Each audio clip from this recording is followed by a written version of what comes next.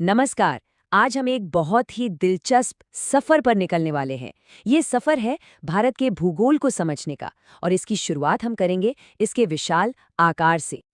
तो चलिए सीधे सबसे पहले और सबसे सीधे सवाल पर आते हैं। कभी सोचा है कि अपना देश भारत असल में कितना बड़ा है? सुनने में ये बड़ा आसान सा सवाल लगता है, पर इसका जवाब ही हमारे देश की विशालता की नींव है। तो जवाब है 32,87,263 वर्ग किलोमीटर। वाह, ये एक बहुत बहुत बड़ा नंबर है ना? यहीं से पता चलता है कि भारत का विस्तार कितना जबरदस्त है। और सुनिए, इस बड़े से नंबर को याद रखने की एक बहुत ही मजेदार ट्रिक भी है। ये नंबर 3 से शुरू होता है और 3 पर ही खत्म होता है। कमाल है ना? छोटी सी बात है, पर इस जरूरी आंकड़े को दिमाग में बिठाने के लिए बहुत काम आती है। चलिए अब आगे बढ़ते हैं हमारे पहले सेक्शन की तरफ और देखते हैं कि दुनिया के नक्शे पर भारत आखिर कहाँ खड़ा है। तो देखिए, एरिया यानी क्षेत्रफल के हिसाब से भारत दुनिया का 7वां सबसे बड़ा देश है। और इस पूरी लिस्ट को याद रखने के लिए एक कमाल का देसी जुगाड़ है। एक कहावत, रुक चीन अब आ भारत। रुक मतलब रूस और कनाडा, फिर चीन, अब से अमेरिका और ब्राजील, आ से ऑस्ट्रेलिया और आखिर में अपना भारत। हो गया ना याद? कितना आसान है। लेकिन असली मजा तो अब आएगा जब हम एरिया की तुलना आबादी से करते हैं, तो पूरी कहानी ही पलट जाती है। मतलब जमीन के हिसाब से हम 7वें नंबर पर हैं, लेकिन लोगों की संख्या के हिसाब से दूसरे। ये दिखाता है कि हमारे देश का जनसंख्या घनत्व मतलब डेमोग्राफिक डेंसिटी कितनी ज्यादा है। तो दुनिया की बात हो गई। अब जरा जूम इन करते हैं और भारत की अपनी सीमाओं और उसके फैलाव को और करीब से देखते हैं। भारत की सीमाएं सच में बहुत लंबी हैं। देखिए, इसकी जो जमीनी सीमा है वो है करीब 15,200 किलोमीटर। अंदाजा लगाइए, ये दिल्ली से सिडनी तक जाने जैसा है। और जो समुद्री सीमा है द्वीपों को मिलाकर, वो भी 7,500 किलोमीटर से ज्यादा है। ये आंकड़े वाकई में भारत के विशाल आकार को बयां करते हैं। अगर हम उत्तर से दक्षिण की तरफ देखें, तो इंदिरा कॉल से लेकर मुख्य भूमि के दक्षिणी छोर तक भारत की लंबाई है 3,214 किलोमीटर। और अगर पश्चिम से पूर्व की तरफ जाएं, मतलब गुजरात के सर क्रीक से लेकर अरुणाचल प्रदेश तक, तो इसकी चौड़ाई है 2,933 किलोमीटर। तो ये तो हो गई लंबाई चौड़ाई की बात। पर दुनिया के ग्लोब पर भारत की एकदम सटीक लोकेशन क्या है? इसके लिए हमें थोड़ा टेक्निकल होना पड़ेगा। इससे पहले कि हम कोऑर्डिनेट्स देखें, चलिए फटाफट अक्षांश और देशांतर को समझ लेते हैं। अक्षांश यानी लैटिट्यूड, वो लेटी हुई लाइनें हैं जो ग्लोब पर पूर्व से पश्चिम की ओर जाती हैं। और देशांतर यानी लॉन्गिट्यूड, वो खड़ी लाइनें हैं जो उत्तर से दक्षिण की ओर जाती हैं। ये दोनों मिलकर एक ग्रिड बनाती हैं, जिससे पृथ्वी पर किसी भी जगह का पक्का पता चल जाता है। तो भारत कहाँ है इस ग्रिड पर? हमारी मुख्य भूमि 8 डिग्री 4 मिनट उत्तरी अक्षांश से शुरू होकर 37 डिग्री 6 मिनट उत्तरी अक्षांश तक जाती है। और देशांतर में ये 68 डिग्री 7 मिनट पूर्व से 97 डिग्री 25 मिनट पूर्व तक फैली हुई है। इसका सीधा सा मतलब ये है कि भारत पूरी तरह से उत्तरी और पूर्वी गोलार्ध यानी नॉर्दर्न और ईस्टर्न हेमिस्फीयर में आता है। ये एक बहुत ही ज़रूरी फैक्ट है। चलिए अब जरा उन जरूरी काल्पनिक रेखाओं पर नजर डालते हैं जो भारत के नक्शे के ऊपर से गुजरती हैं और हमारे देश के समय और मौसम को तय करने में मदद करती हैं।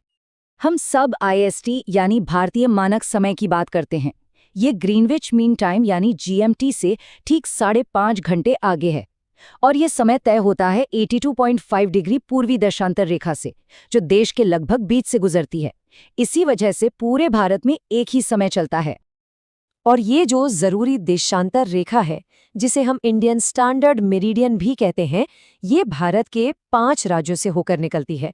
कौन कौन से? उत्तर प्रदेश, मध्य प्रदेश, छत्तीसगढ़, ओडिशा और आंध्र प्रदेश। एक और बहुत ही महत्वपूर्ण रेखा है कर्क रेखा यानी ट्रॉपिक ऑफ कैंसर। ये भारत को लगभग 2 बराबर हिस्सों में बांट देती है और ये गुजरती है पूरे 8 राज्यों से। पश्चिम में गुजरात से शुरू होकर फिर राजस्थान, मध्य प्रदेश, छत्तीसगढ़, झारखंड, पश्चिम बंगाल, त्रिपुरा और आखिर में पूर्व में मिजोरम तक। तो देश के अंदर की बातें हो गईं। अब जरा अपनी नजरें भारत की अंतर्राष्ट्रीय सीमाओं और हमारे पड़ोसियों पर डालते हैं। भारत की जमीनी सीमाओं की लंबाई में ना बहुत फर्क है। हमारी सबसे लंबी सीमा लगती है बांग्लादेश के साथ, जो 4000 किलोमीटर से भी ज्यादा है। और वहीं सबसे छोटी सीमा है अफगानिस्तान के साथ, सिर्फ 106 किलोमीटर की। तो बांग्लादेश के साथ हमारे 5 राज्यों की सीमा लगती है: पश्चिम बंगाल, असम, मेघालय, त्रिपुरा और मिजोरम। लेकिन यहीं पर एक छोटा सा ट्विस्ट है। एक आम कंफ्यूजन होता है। क्या कोई अंदाजा लगा सकता है कि नॉर्थ ईस्ट के कौन से 2 राज्य हैं जो असल में बांग्लादेश को नहीं छूते? इसका जवाब एक मजेदार कहानी में छिपा है, नागमणि की कहानी। बस इतना याद रखिए कि बांग्लादेश के पास कोई पौराणिक नागमणि नहीं है। नाग से हुआ नागालैंड और मणि से हुआ मणिपुर। तो नागालैंड और मणिपुर की सीमा बांग्लादेश से नहीं लगती, है ना? इसे याद रखने का एक शानदार तरीका। अच्छा, हमारे दूसरे बड़े पड़ोसियों की बात करें तो चीन के साथ लद्दाख, हिमाचल प्रदेश, उत्तराखंड, सिक्किम और अरुणाचल प्रदेश की सीमा लगती है। और पाकिस्तान के साथ लद्दाख, जम्मू और कश्मीर, पंजाब, राजस्थान और गुजरात की सीमा लगती है। विशाल हिमालय, इसको आखिर समझा कैसे जाए? ये इतना बड़ा है। तो आज हम हिमालय को बांटने के 2 सबसे मुख्य तरीकों पर गौर करेंगे। लेकिन हिमालय पर जाने से पहले एक नज़र इस पर डालते हैं। क्या आप सोच सकते हैं कि भारत का लगभग 43% हिस्सा समतल मैदान है? ये पहाड़ों से कहीं ज्यादा है। इससे पता चलता है कि हमारे देश की जमीन में कितनी ज्यादा विविधता है। अब इतने बड़े हिमालय को आसानी से समझने के लिए जो ज्योग्राफर्स हैं वो इसे 2 अलग-अलग नजरियों से देखते हैं। चलिए जानते हैं कि ये 2 नजरिए कौन से हैं। तो चलिए हिमालय की 2 शानदार यात्राओं पर निकलते हैं। पहली यात्रा होगी ऊपर से नीचे, यानी उत्तर से दक्षिण की ओर, और दूसरी यात्रा होगी एक छोर से दूसरे छोर तक, यानी पश्चिम से पूर्व की ओर। तो हमारी पहली यात्रा शुरू हो रही है उत्तर से दक्षिण की तरफ। क्या आप हिमालय की इन 4 समानांतर परतों मतलब पैरेलल लेयर्स के बारे में जानते हैं? ये चारों श्रृंखलाएं एक दूसरे के समानांतर चलती हैं, लेकिन कमाल की बात यह है कि इनकी खासियतें एक दूसरे से बिल्कुल अलग हैं। एक में दुनिया की सबसे ऊंची चोटियां हैं, तो दूसरी अपने खूबसूरत हिल स्टेशंस के लिए जानी जाती है। सबसे पहले आता है ट्रांस हिमालय। ये सबसे पुरानी परत है। सोचिए, एक ठंडा रेगिस्तान जहां ज्यादातर समय बर्फ ही जमी रहती है। यहाँ जीवन कितना मुश्किल होगा। और जानते हैं, इसी इलाके में है माउंट राकापोशी, जिसकी ढलान दुनिया में सबसे खड़ी मानी जाती है। इससे आप अंदाजा लगा सकते हैं कि इलाका कितना दुर्गम है। अब चलते हैं अगली परत की तरफ, वृहद हिमालय। इसे हिमालय की रीढ़ की हड्डी भी कहा जाता है। दुनिया की सबसे ऊंची चोटी का नाम तो सबको पता ही होगा, वो यहीं पर है। माउंट एवरेस्ट से लेकर नंदा देवी और कंचनजंगा तक दुनिया की सारी ऊंची ऊंची चोटियां इसी श्रृंखला का हिस्सा हैं। और एक बात, कंचनजंगा दुनिया की तीसरी सबसे ऊंची चोटी है। ये भी बड़ा दिलचस्प है कि माउंट एवरेस्ट के अलग अलग जगहों पर अलग अलग नाम हैं। नेपाल में इसे सगरमाथा कहते हैं, जिसका मतलब है आकाश का माथा। वहीं तिब्बत में इसे चोमोलुंगमा यानी दुनिया की देवी माँ कहा जाता है। अच्छा, अब एक सवाल, भारत की सबसे ऊंची चोटी कौन सी है, K2 या कंचनजंगा? देखिए, ये थोड़ा पेचीदा है। K2 जो पाक अधिकृत कश्मीर में है, वो तकनीकी रूप से भारत के दावे वाले क्षेत्र में सबसे ऊंची है। लेकिन जो चोटी भारत के सीधे प्रशासनिक नियंत्रण में है, वो कंचनजंगा है। चलिए, अब तीसरी परत पर आते हैं, मध्य हिमालय। यहाँ पहुंचना काफी आसान है। शिमला, कुल्लू, मनाली, ये सारे मशहूर टूरिस्ट स्पॉट्स तो यही हैं। यहाँ की एक बहुत खास चीज है मर्ग। मर्ग मतलब दूर दूर तक फैले हरे भरे घास के मैदान। ये सिर्फ देखने में ही सुंदर नहीं होते, बल्कि स्थानीय जीवन के लिए भी बहुत जरूरी हैं। और हमारी पहली यात्रा का आखिरी पड़ाव है शिवालिक। ये हिमालय की सबसे नई और सबसे दक्षिणी श्रृंखला है। इसकी घाटियों को दून कहते हैं, जैसे देहरादून। ये एक तरह से पहाड़ों का एंट्री गेट है। तो ये थी हमारी उत्तर से दक्षिण की यात्रा। अब चलिए अपना नजरिया बदलते हैं और हिमालय को देखते हैं पश्चिम से पूर्व की तरफ, जिसे नदियों के आधार पर बांटा गया है।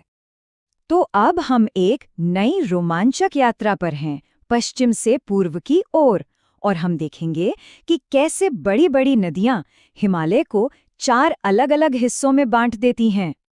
सबसे पश्चिम में है पंजाब या कश्मीर हिमालय, जो अपने केसर यानी ज़ाफ़रान के लिए दुनिया भर में मशहूर है। ज़ाफ़रान इतना कीमती क्यों होता है? क्योंकि सिर्फ आधा किलो केसर के लिए लगभग 75,000 फूल लगते हैं। इसके बाद आता है कुमायूं हिमालय, जो ज्यादातर उत्तराखंड में फैला है। याद है, हमने नंदा देवी, केदारनाथ और बद्रीनाथ जैसी चोटियों की बात की थी, वो सब इसी हिस्से में आती हैं। अब आता है सबसे लंबा हिस्सा, नेपाल हिमालय। ये करीब 800 किलोमीटर तक फैला हुआ है। अंदाजा लगाइए, ये दिल्ली से कोलकाता की दूरी के बराबर है। और हाँ, माउंट एवरेस्ट भी इसी हिस्से में है। और हमारी ये पश्चिम से पूर्व की यात्रा खत्म होती है असम हिमालय पर। ये इलाका अपनी जबरदस्त बायोडायवर्सिटी के लिए जाना जाता है, जहाँ रेड पैंडा जैसे कई दुर्लभ जानवर भी पाए जाते हैं। तो हमने हिमालय को दो अलग अलग तरीकों से देखा, एक उत्तर से दक्षिण की परतों में और दूसरा पश्चिम से पूर्व के क्षेत्रों में। इन दोनों को मिलाकर हमें हिमालय की एक पूरी तस्वीर मिलती है। लेकिन सवाल ये है कि ये विभाजन क्यों जरूरी है? देखिए, ये सिर्फ नक्शे पर खींची गई लकीरें नहीं हैं। यही विभाजन तय करते हैं कि कहाँ का मौसम कैसा होगा, कहाँ कौन से पेड़ पौधे और जानवर मिलेंगे।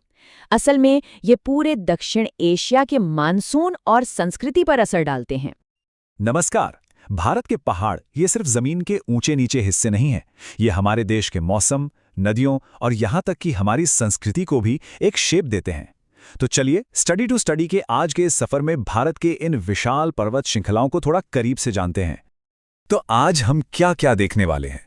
सबसे पहले कुछ बेसिक बातें समझेंगे, फिर हम निकलेंगे एक टूर पर, पश्चिम की सबसे पुरानी अरावली रेंज से शुरू करके सेंट्रल इंडिया, फिर दक्षिण के घाट और आखिर में नॉर्थ ईस्ट तक पहुंचेंगे और अंत में एक फटाफट रिकैप भी करेंगे।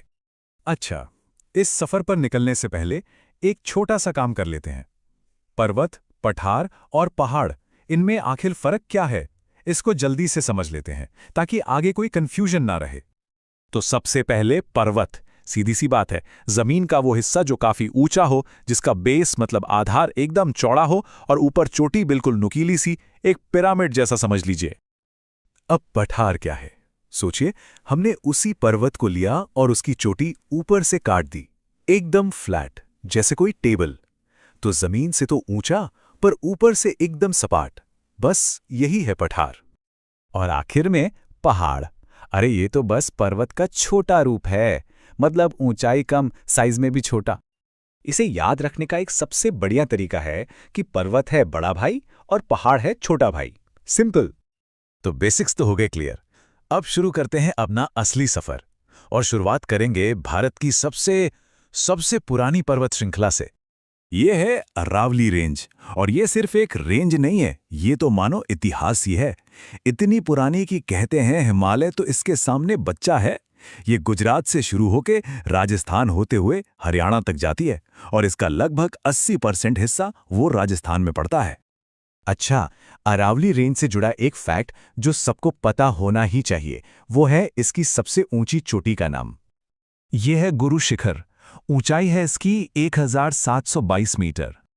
ठीक है, तो पश्चिम के सबसे पुराने पहाड़ों से अब हम चलते हैं देश के बिल्कुल बीच में, यानी सेंट्रल इंडिया की तरफ। यहां खासकर मध्य प्रदेश में हमें 3 रेंजेस पर ध्यान देना है। देखिए, उत्तर में है विंध्याचल और दक्षिण में है सतपुड़ा। और एक मजेदार बात, यही सतपुड़ा रेंज जब पूरब की तरफ आगे बढ़ती है तो उसका नाम हो जाता है मैकाल रेंज। तो मैकाल कोई अलग रेंज नहीं, सतपुड़ा का ही एक एक्सटेंशन है। तो अब इन दोनों की सबसे ऊंची चोटियों को देख लेते हैं।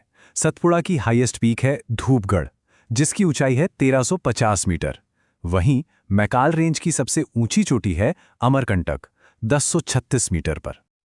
अब एक बड़ा ही कॉमन सवाल आता है जो एग्जाम्स में बहुत पूछा जाता है कि नर्मदा और तापी नदियों के ठीक बीच में कौन सी पर्वत श्रृंखला है? और इसका जवाब है सतपुड़ा पर्वत श्रृंखला।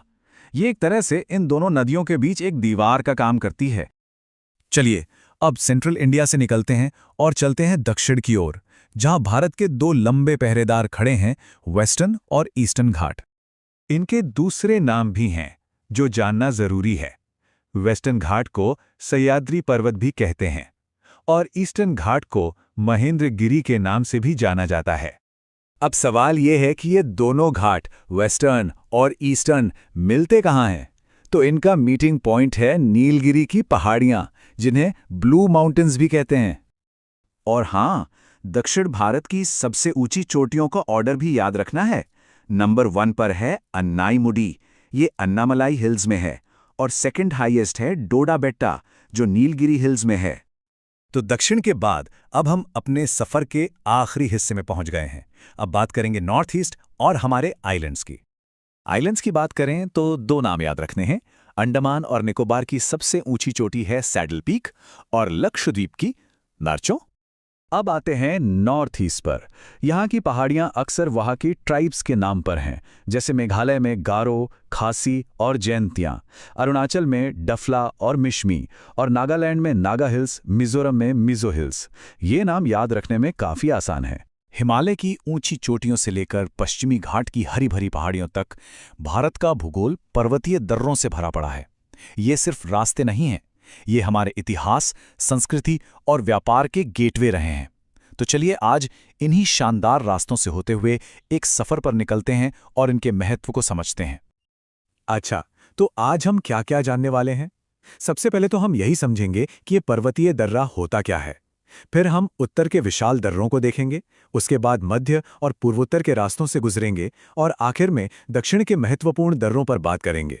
और हाँ, अंत में एक फटाफट रिव्यू भी करेंगे ताकि सब कुछ अच्छे से याद हो जाए।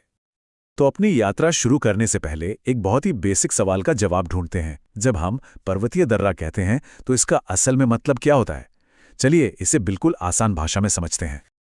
इसे ऐसे सोचिए जैसे पहाड़ों की एक बहुत लंबी और ऊंची दीवार है, और उस दीवार में प्रकृति का बनाया हुआ एक दरवाज़ा। बस यही दरवाज़ा दर्रा कहलाता है। सदियों से इन्हीं रास्तों ने लोगों, सामान और विचारों को उन पहाड़ों के पार पहुंचाया है जिन्हें पार करना लगभग नामुमकिन था। हाँ, यहाँ एक ज़रूरी बात समझनी होगी। दर्रा और घाटी में फर्क होता है। दर्रा एक संकरा रास्ता है, किसी गलियारे की तरह। वहीं दूसरी तरफ घाटी पहाड़ों के बीच की एक चौड़ी, खुली हुई जगह होती है। तो दर्रा एक रास्ता है और घाटी एक पूरा इलाका। तो अब जब हम ये बेसिक समझ गए हैं तो चलिए अपनी यात्रा का पहला पड़ाव शुरू करते हैं। हम चलेंगे भारत के उत्तर की ओर, जहां हिमालय के कुछ सबसे मशहूर और रणनीतिक रूप से ज़रूरी दर्रे मौजूद हैं। और हमारी शुरुआत होती है लद्दाख के दिल से, जहां है विशाल काराकोरम दर्रा। ये सिर्फ एक ऊंचा रास्ता नहीं है, ये एक बेहद अहम जियोपॉलिटिकल पॉइंट है, जहां बड़े-बड़े देशों की सीमाएं आकर मिलती हैं। जरा इस ऊंचाई के बारे में सोचिए, 5,654 मीटर। ये दुनिया के कई जाने-माने पहाड़ों से भी ज्यादा ऊंचा है। इतनी ऊंचाई पर आना जाना और रास्ते बनाए रखना सच में इंजीनियरिंग का एक कमाल है। तो काराकोरम दर्रे के बारे में 2 बातें हमेशा याद रखनी है। पहली, यह भारत का सबसे ऊंचा दर्रा है, और दूसरी, ये लद्दाख को सीधे चीन से जोड़ता है, जो इसे व्यापार और सेना दोनों के लिए बहुत जरूरी बना देता है। ये टेबल देखिए, ये उत्तरी इलाके की लाइफलाइंस हैं। जोजिला दर्रा श्रीनगर और लेह को जोड़ता है। इस पूरे क्षेत्र के लिए सप्लाई और मूवमेंट का यही मेन रूट है। वहीं शिपकीला हमें तिब्बत से जोड़ता है, जो सदियों पुराना एक ऐतिहासिक व्यापारिक मार्ग रहा है। अच्छा, इतने सारे नाम याद रखने में थोड़ी मुश्किल हो रही है। कोई बात नहीं, एक मजेदार ट्रिक बताता हूं। जोजिला सुनने में 2 जिला जैसा लगता है ना?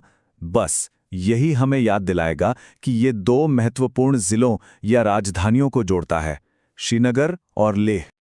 और रोहतांग का क्या? उसके ऊबड़ खाबड़ और घुमावदार रास्ते इतने मुश्किल हो सकते हैं कि किसी को भी रोना आ जाए। ये एक फनी इमेज है जो रोहतांग नाम को याद रखने में मदद करेगी। तो उत्तर के विशाल और बर्फीले पहाड़ों से हमारी यात्रा अब पूरब की ओर मुड़ती है। यहाँ उत्तराखंड और पूर्वोत्तर में दर्रों का एक बिल्कुल अलग ही रूप देखने को मिलता है। ये अक्सर प्राचीन तीर्थ यात्राओं और जीवंत संस्कृतियों से जुड़े हुए हैं। पता है, उत्तराखंड की वादियों में एक ऐसा दर्रा छुपा है जिसकी कहानी एक बहुत ही पवित्र यात्रा से जुड़ी है, जो हर साल हजारों श्रद्धालुओं को अपनी ओर खींचती है। कोई अंदाजा है कि ये कौन सा दर्रा हो सकता है? देखिए, कनेक्शन कितना जबरदस्त है। मशहूर कैलाश मानसरोवर यात्रा के लिए तीर्थयात्रियों को लिखकर अनुमति लेनी पड़ती है, और यही शब्द लिखना हमें सीधे लिपुलेख दर्रे तक ले जाता है, जो इस आध्यात्मिक यात्रा का प्रवेश द्वार है। पूर्वोत्तर तो जैसे दर्रों का खजाना है और हर एक की अपनी अलग कहानी है।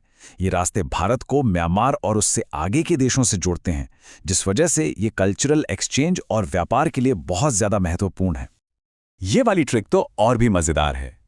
मणिपुर में तुजु दर्रे को याद रखने के लिए एक शाही मुकुट यानी ताज के बारे में सोचिए। और ताज को क्या चीज खास बनाती है? कीमती रत्न यानी मणि। तो तुजु और ताज सुनने में एक जैसे लगते हैं, जो इसे सीधे मणिपुर से जोड़ देते हैं। हिमालय की ऊंचाइयों से अब हम अपने सफर के आखिरी पड़ाव के लिए दक्षिण की ओर उतरते हैं। यहाँ पश्चिमी घाट के हरे भरे घुमावदार नज़ारों में हमें बिल्कुल अलग तरह के दर्रे मिलते हैं, जो तटीय इलाकों को दक्कन के पठार से जोड़ते हैं। ये 4 दर्रे थालघाट, भोरघाट, पालघाट और सिनकोटा दक्षिण भारत की आर्थिक लाइफलाइन है। ये मुंबई और पुणे जैसे बड़े शहरों को देश के अंदरूनी हिस्सों से जोड़ते हैं और केरल के बंदरगाहों और मसाला बागानों के बीच व्यापार को आसान बनाते हैं। वाह, हमने काफी लंबा और दिलचस्प सफर तय किया है। तो अब समय है एक छोटी सी चुनौती का। देखते हैं कि इस यात्रा की कौन कौन सी बातें याद रहीं। तैयार हैं? चलिए, पहला सवाल याद कीजिए। हमने भारत की छत के बारे में बात की थी, तो भारत का सबसे ऊंचा दर्रा कौन सा है?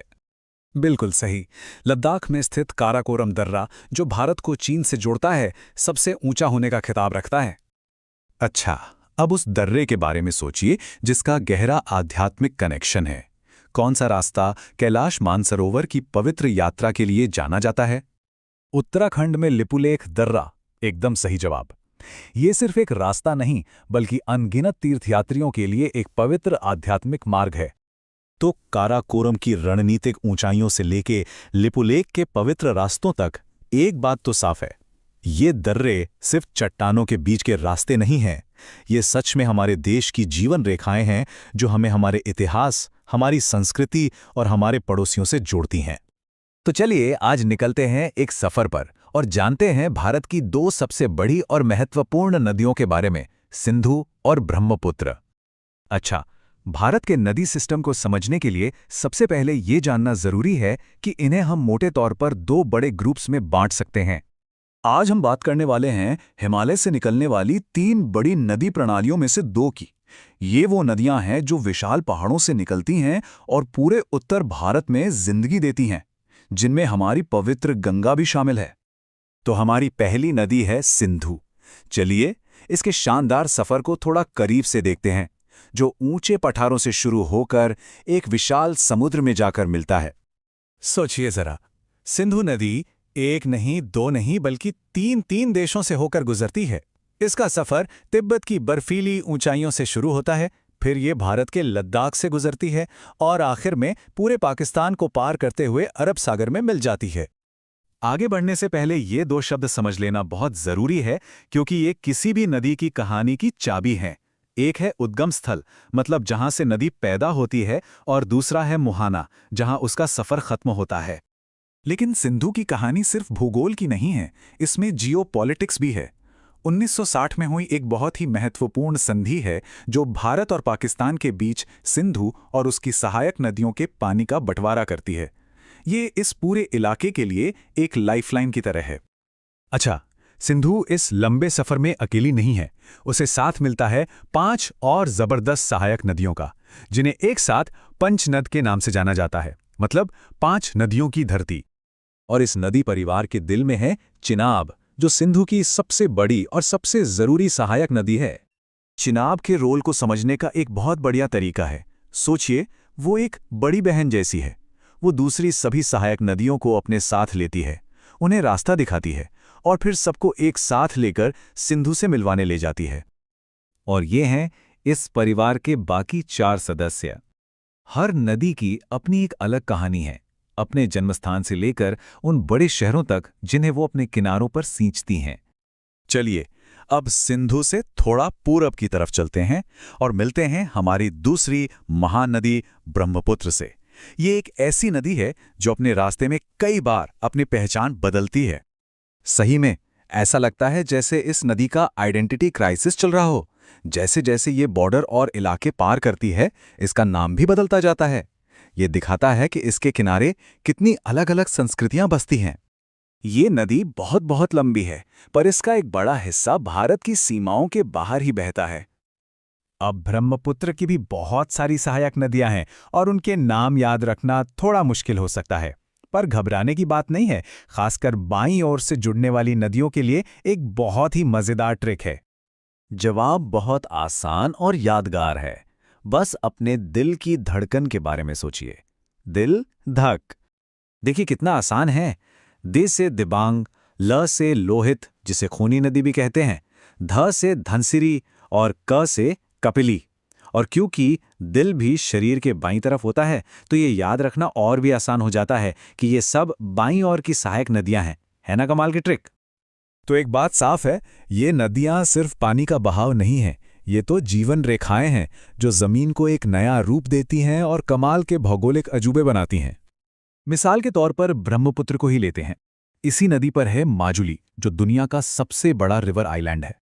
सोचिए, एक नदी के बीच में बसा एक पूरा द्वीप। इसकी अपनी एक अलग संस्कृति है, एक अलग इकोसिस्टम है। जैसा कि हमने देखा, ये नदियां सिर्फ पानी की धाराएं नहीं हैं, वे इतिहास को अपने साथ बहा कर ले चलती हैं, संस्कृतियों को जन्म देती हैं और लाखों लोगों के लिए जिंदगी हैं। और जब ये समुद्र की ओर बढ़ती हैं, तो हमें अपनी शक्ति, अपने महत्व और इन्हें आने वाली पीढ़ियों के लिए बचाकर रखने की हमारी साझा जिम्मेदारी की याद दिलाती हैं। नमस्कार। गंगा ये सिर्फ एक नदी का नाम नहीं है, ये एक पूरी सभ्यता की कहानी है, उसकी जीवन रेखा है। आज हम इसी महान नदी के एक महाकाव्य जैसे सफर पर निकलने वाले हैं। हिमालय की बर्फीली ऊंचाइयों से लेकर बंगाल की खाड़ी के विशाल डेल्टा तक, जहां ये समंदर में मिल जाती है। तो चलिए इस अद्भुत यात्रा की शुरुआत करते हैं।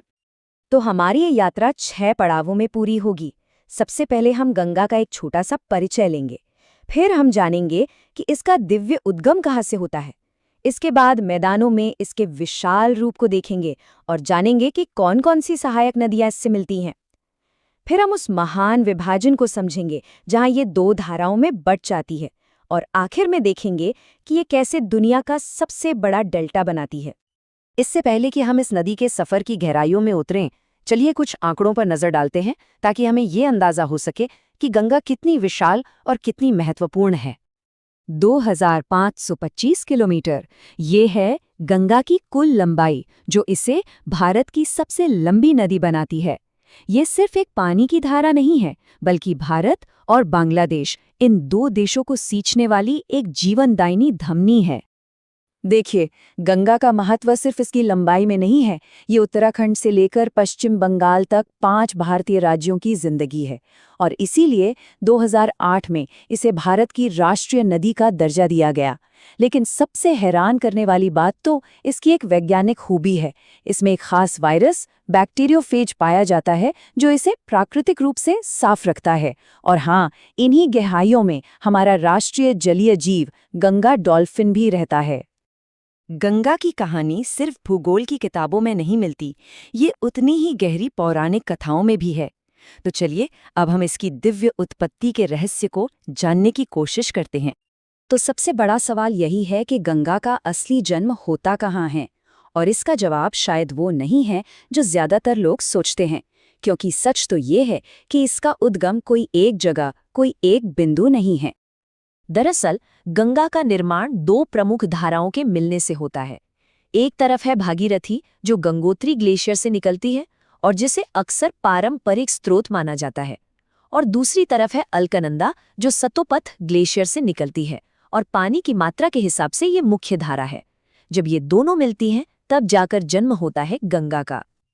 लेकिन रुकिए, कहानी अभी बाकी है।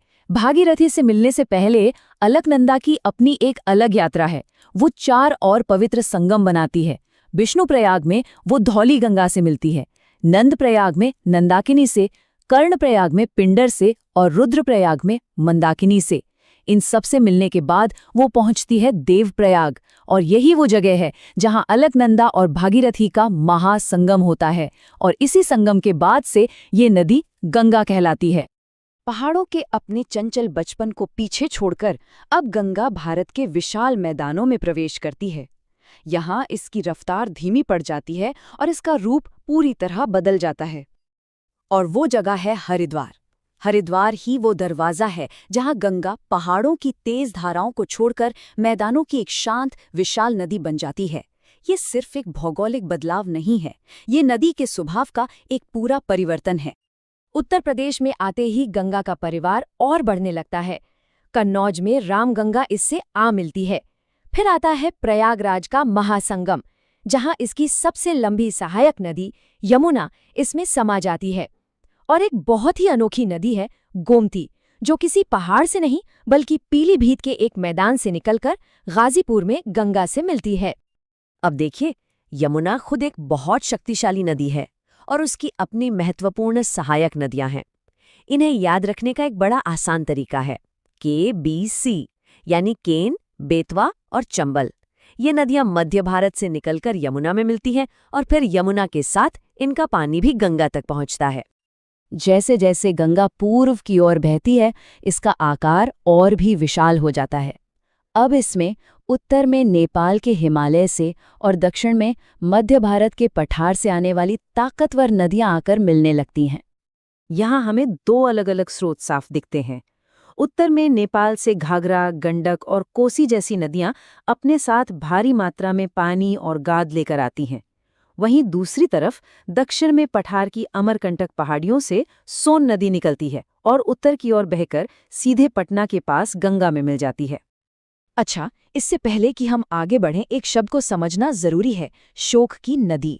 ये शब्द उन नदियों के लिए इस्तेमाल होता है जो अक्सर अपना रास्ता बदलने और अपने साथ भारी मात्रा में मलबा लाने की वजह से विनाशकारी बाढ़ का कारण बनती हैं।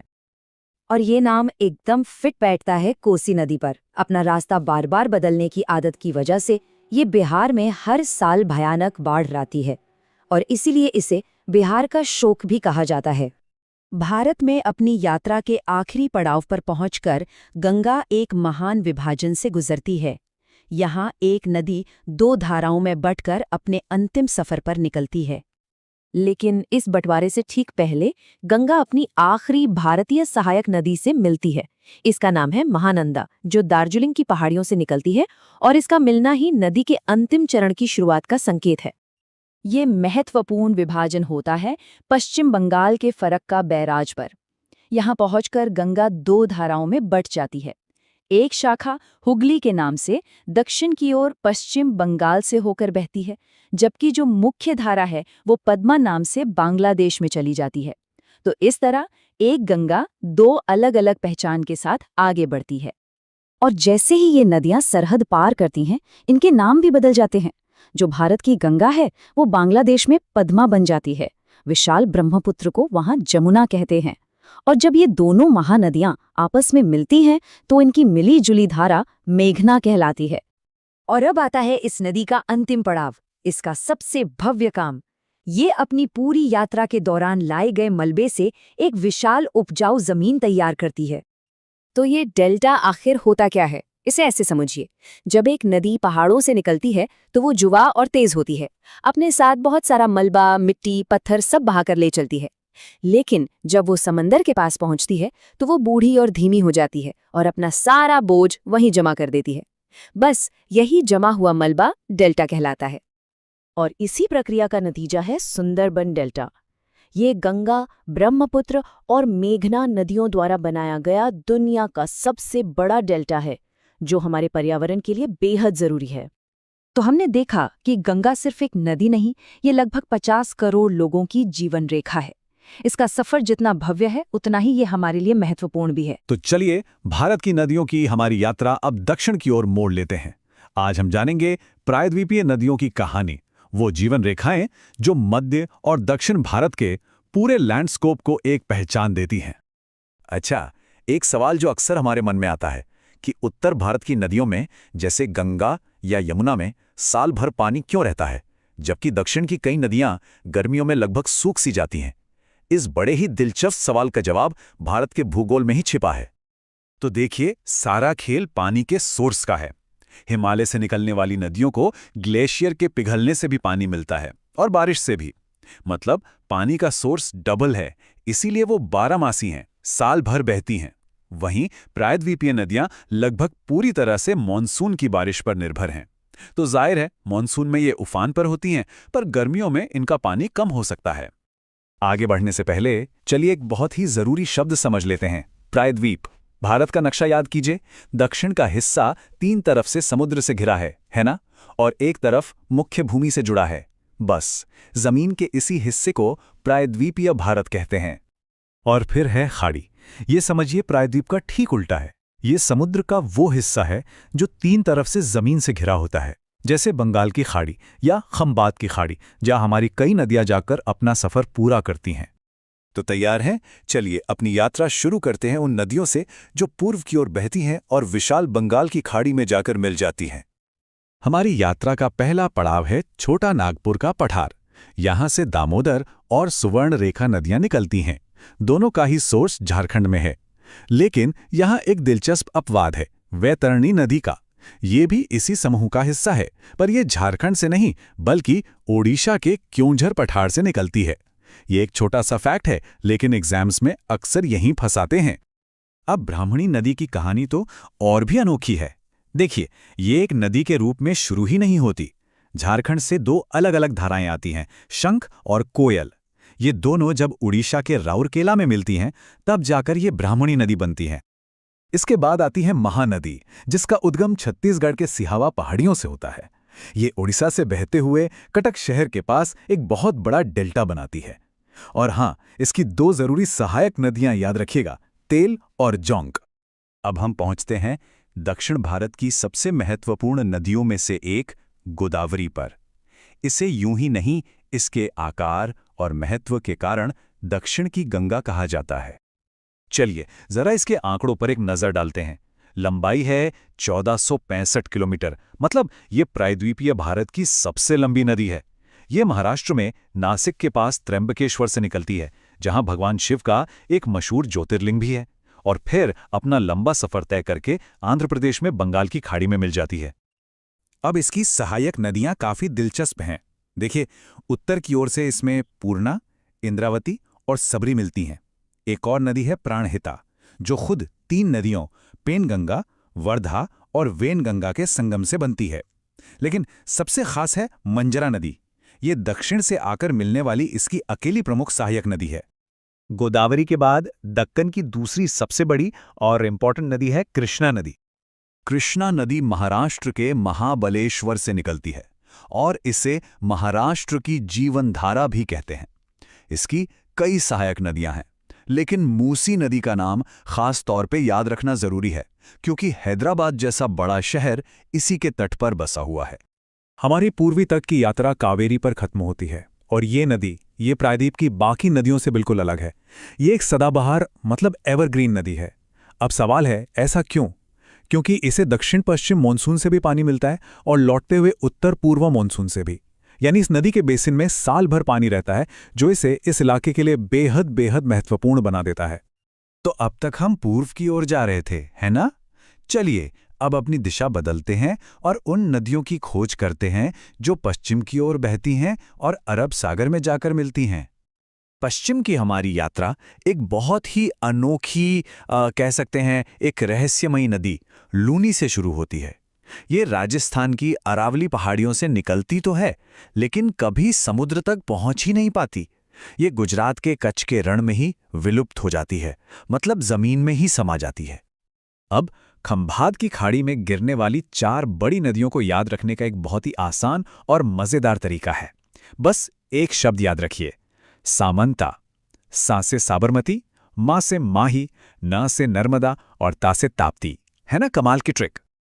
और इसी सामंता में से जो मां यानी माही नदी है, उसके नाम एक ऐसा ज्योग्राफिकल रिकॉर्ड है जो भारत में किसी और नदी के पास नहीं है।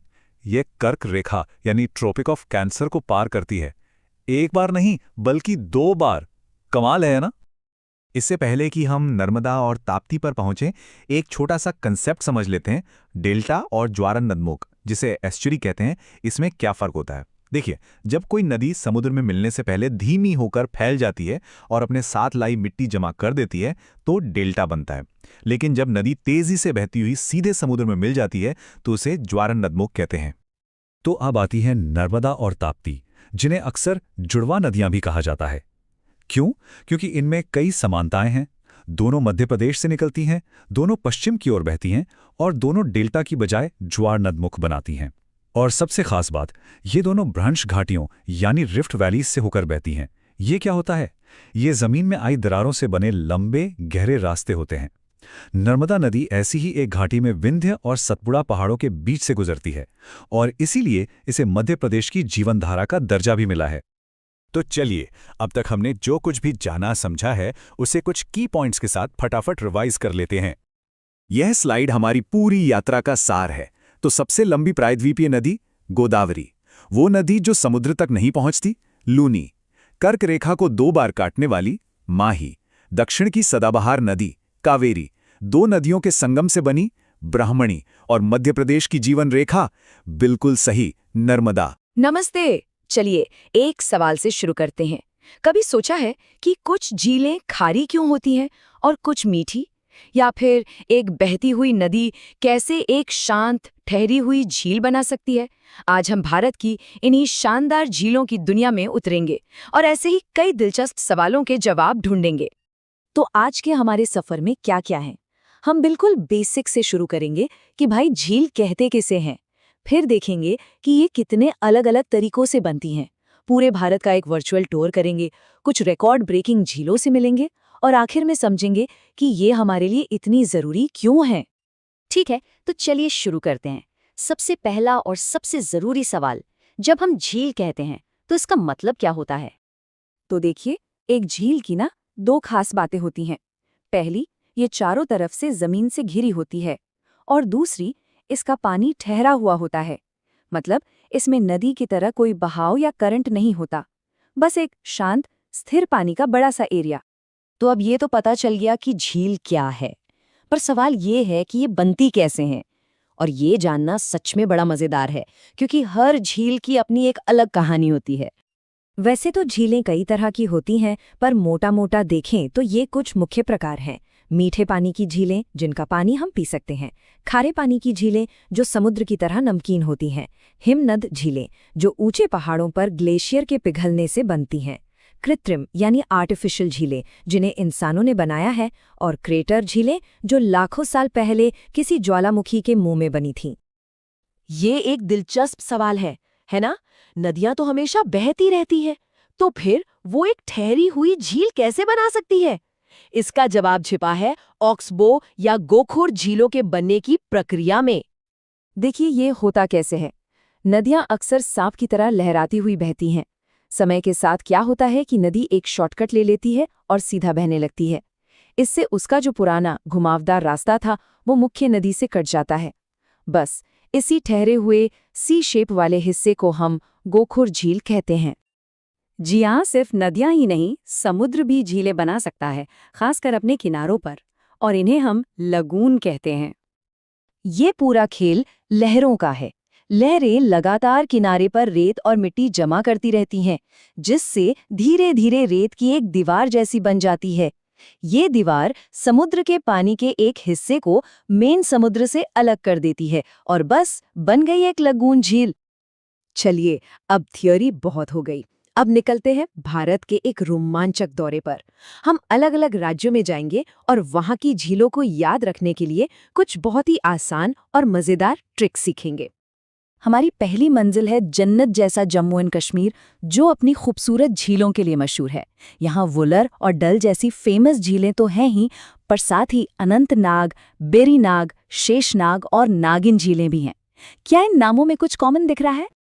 तो ये रही पहली सुपर ट्रिक। अगर किसी झील के नाम में नाग या नागिन शब्द आए तो लगभग पक्का है कि वो झील जम्मू और कश्मीर में ही है ना कमाल की ट्रिक? अब हम चलते हैं देवभूमि उत्तराखंड, जिसे झीलों का जिला भी कहते हैं। यहाँ नैनीताल, सातताल, राक्षसताल, देवताल जैसी झीलें हैं। यहाँ भी नामों में एक पैटर्न है, क्या किसी ने ध्यान दिया? बिल्कुल सही। उत्तराखंड की ज्यादातर झीलों के नाम के आखिर में ताल शब्द आता है। तो अगली बार ताल सुने तो समझ जाइएगा कि बात उत्तराखंड की हो रही है। कितना आसान है ना? लेकिन हाँ, हर रूल के कुछ अपवाद तो होते ही हैं। सूरज ताल और चंद्र ताल ये दोनों हिमाचल प्रदेश में हैं और रामगढ़ ताल उत्तर प्रदेश में। बस इन 3 को याद रख लीजिए और बाकी सभी ताल वाली झीलें आपको उत्तराखंड में ही मिलेंगी। चलिए अब थोड़ा तेजी से देश के दूसरे कोनों में चलते हैं। पूर्व में मणिपुर में है अद्भुत लोकटक झील, जिस पर दुनिया का इकलौता तैरता हुआ नेशनल पार्क है। पश्चिम में राजस्थान में सांभर जैसी विशाल खारे पानी की झीलें हैं और महाराष्ट्र की लोनार झील, वो तो अंतरिक्ष से आए एक उल्कापिंड के टकराने से बनी थी। दक्षिण में जाएं तो केरल की शांत वेम्बनाड और ओडिशा की विशाल चिल्का झील देखने लायक है। इतनी सारी झीलों की बात करने के बाद अब वक्त है उन चैंपियन से मिलने का जिन्होंने कुछ रिकॉर्ड्स बनाए हैं। ये हैं भारत की सबसे बड़ी, सबसे ऊंची और सबसे लंबी झीलें। तो चैंपियंस कौन है? भारत की सबसे बड़ी मीठे पानी की झील है जम्मू और कश्मीर की वुला। खारे पानी में समुद्र तट पर ओडिशा की चिल्का सबसे बड़ी है और जमीन से घिरी हुई झीलों में राजस्थान की सांभर। सबसे लंबी झील है केरल की वेम्बनाड और सबसे ज्यादा ऊंचाई पर है सिक्किम की चोलामू झील। अच्छा, अब थोड़ा फैक्ट्स और फिगर्स से आगे बढ़कर इन झीलों के असली मतलब को समझते हैं। ये सिर्फ पानी के बड़े बड़े गड्ढे नहीं हैं। और ये बात एकदम सच है। ये झीलें सिर्फ पानी नहीं है, ये अपने आप में एक पूरी दुनिया है, एक पूरा इकोसिस्टम चलाती है, हमारी संस्कृति का हिस्सा है और न जाने कितनी प्रजातियों का घर है। सच कहें तो ये हमारे देश की जीवन रेखाएं हैं। तो चलिए आज निकलते हैं एक वर्चुअल सफर पर भारत के कुछ सबसे शानदार और दिलकश वाटरफॉल्स को देखने के लिए। तैयार हो जाइए कुदरत के इन खूबसूरत नज़ारों को और करीब से जानने के लिए। आइए एक नज़र डालते हैं कि आज के हमारे इस सफ़र में क्या क्या शामिल है। हम शुरुआत करेंगे ये समझने से कि वाटरफॉल आखिर होता क्या है, फिर सेंट्रल और साउथ इंडिया के शानदार नज़ारे देखेंगे, भारत के सबसे ऊंचे वाटरफॉल की गुत्थी सुलझाएंगे, ईस्ट इंडिया के कुछ अनोखे झरनों को जानेंगे और आखिर में सारी खास बातों को एक साथ समेटेंगे। तो इससे पहले कि हम इन खूबसूरत नज़ारों में गोता लगाएं, चलिए फटाफट ये समझ लेते हैं कि हम असल में किस चीज़ के बारे में बात कर रहे हैं। मतलब एकदम आसान भाषा में कहें तो वाटरफॉल वो जगह है जहां किसी नदी का पानी एक चट्टान या किसी ऊंचाई से सीधा नीचे की तरफ गिरता है। यह कुदरत की ताकत और खूबसूरती का एक जबरदस्त मेल है। तो ठीक है, सफर की शुरुआत करते हैं भारत के दिल से, यानी सेंट्रल इंडिया से। यहाँ राजस्थान और मध्य प्रदेश में कुछ बेहतरीन वाटरफॉल्स छुपे हुए हैं। तो यहाँ देखिए, राजस्थान में है चूलिया वाटरफॉल जो चंबल नदी पर है। और फिर जब हम मध्य प्रदेश पहुँचते हैं तो वहाँ की जीवन रेखा नर्मदा नदी 2 जबरदस्त वाटरफॉल बनाती है, एक धुआंधार और दूसरा कपिलधारा। और हाँ, इन्हें याद रखने की एक बड़ी मजेदार ट्रिक है। देखिए, नर्मदा को मध्य प्रदेश की जीवन धारा भी कहते हैं, है ना? और दोनों वाटरफॉल्स के नाम देखिए, धुआंधार और कपिलधारा, दोनों के आखिर में धार आता है। जीवन धारा, धार, बढ़िया है ना? और ये जो धुआंधार नाम है ना, ये ऐसे ही नहीं पड़ा। जब पानी इतनी जोर से नीचे गिरता है तो उसकी फुहारें बिल्कुल धुएं जैसा मंजर बना देती हैं। इसीलिए इसका नाम है धुआंधार, मतलब धुएं की धार। वाकई देखने लायक होता है। चलिए अब रुख करते हैं साउथ की तरफ, और यहाँ कर्नाटक में तो कुछ ऐसे वाटरफॉल्स हैं जो भारत में सबसे मशहूर और सबसे अहम हैं। साउथ में 3 बड़े नाम हैं। सबसे पहले जोग फॉल्स, इसके कई नाम हैं, गिरुसोप्पा या महात्मा गांधी फॉल्स भी कहते हैं इसे। फिर आता है शिवसमुद्रम जो कावेरी नदी पर है, और हाँ, गोवा कर्नाटक बॉर्डर पर वो शानदार दूध सागर फॉल्स। अब जोग फॉल्स की एक बहुत ही खास बात है, ये कोई एक धारा नहीं है, ये 4 अलग अलग धाराओं में बंटकर गिरता है और उनके नाम भी बड़े शाही हैं, राजा, रॉकेट, रोरर और रानी।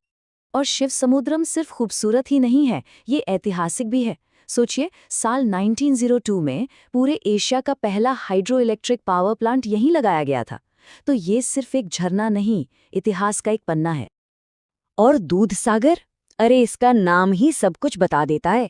जब पानी पूरी रफ्तार से नीचे आता है तो वो इतना सफेद और झागदार होता है कि लगता है मानो पहाड़ों से दूध का कोई सागर बह रहा हो। क्या कमाल का नज़ारा होगा। अच्छा, अब आते हैं एक बड़े ही मजेदार सवाल पर, एक ऐसी बहस जिस पर लोग अक्सर कंफ्यूज हो जाते हैं। सवाल ये है कि भारत का सबसे ऊंचा वाटरफॉल आखिर है कौन सा? चलिए इस पहेली को सुलझाते हैं। तो सवाल सीधा है, भारत का सबसे ऊंचा वाटरफॉल कौन सा है? ज्यादातर लोगों के दिमाग में शायद जोग फॉल्स का नाम आएगा, है ना? पर क्या जवाब यही है? चलिए पता लगाते हैं। तो स्क्रीन पर देखिए, हमारे पास दो दावेदार हैं। एक तरफ है जोग फॉल्स, जो बहुत पॉपुलर है, इसकी ऊंचाई है 253 मीटर्स, और दूसरी तरफ है कुंचिकल फॉल्स, जो ऑफिशियल जवाब है, और इसकी ऊंचाई देखिए 455 मीटर्स। तो हाँ, ऑफिशियल विनर कुंचिकल फॉल्स ही है। तो बस अब ये बात एकदम पक्की हो गई। अपनी जबरदस्त ऊंचाई की वजह से कुंचिकल फॉल्स ही भारत का सबसे ऊंचा वाटरफॉल है। अब ये फैक्ट हमेशा याद रहेगा। चलिए अब सफर को आगे बढ़ाते हैं और चलते हैं ईस्ट इंडिया की तरफ। यहाँ के वाटरफॉल्स की अपनी ही खासियत है, कुछ एकदम अलग, एकदम अनोखे। ईस्ट इंडिया की लिस्ट भी जबरदस्त है। देखिए, छत्तीसगढ़ का चित्रकूट, झारखंड का हुनरू, उड़ीसा का बरेहीपानी। लेकिन यहाँ एक वाटरफॉल ऐसा है जो सबसे अलग है, वो है मेघालय का नोहकलिकाई। जानते हैं क्यों? क्योंकि इसका सोर्स कोई नदी नहीं बल्कि सीधे बारिश का पानी है। कमाल है ना? और चित्रकूट को एक बहुत बड़ा निकनेम मिला हुआ है, भारत का नियाग्रा। क्यों? क्योंकि ये घोड़े की नाल की तरह बहुत चौड़ा है। इसकी विशालता देखकर सच में नॉर्थ अमेरिका के मशहूर नियाग्रा फॉल्स की याद आ जाती है। तो इन तीनों की अपनी अलग अलग कहानी है। हुनरू फॉल्स सुवर्ण रेखा नदी पर है, जिसका मतलब है सोने की रेखा। नोखलिकाई, जैसा हमने बात की, अपनी ताकत बारिश से लेता है। और बरेही पानी की खूबसूरती सिमलीपाल नेशनल पार्क के घने जंगलों के बीच छिपी हुई है। तो लीजिए, हमारा ये शानदार सफर लगभग पूरा हो गया है। अब आखिर में चली सारी जरूरी बातों को एक जगह इकट्ठा कर लेते हैं ताकि वो आसानी से याद रहें। तो ये है हमारी फाइनल गाइड। एक नज़र में सब कुछ। कुंचिकल, भारत का सबसे ऊंचा।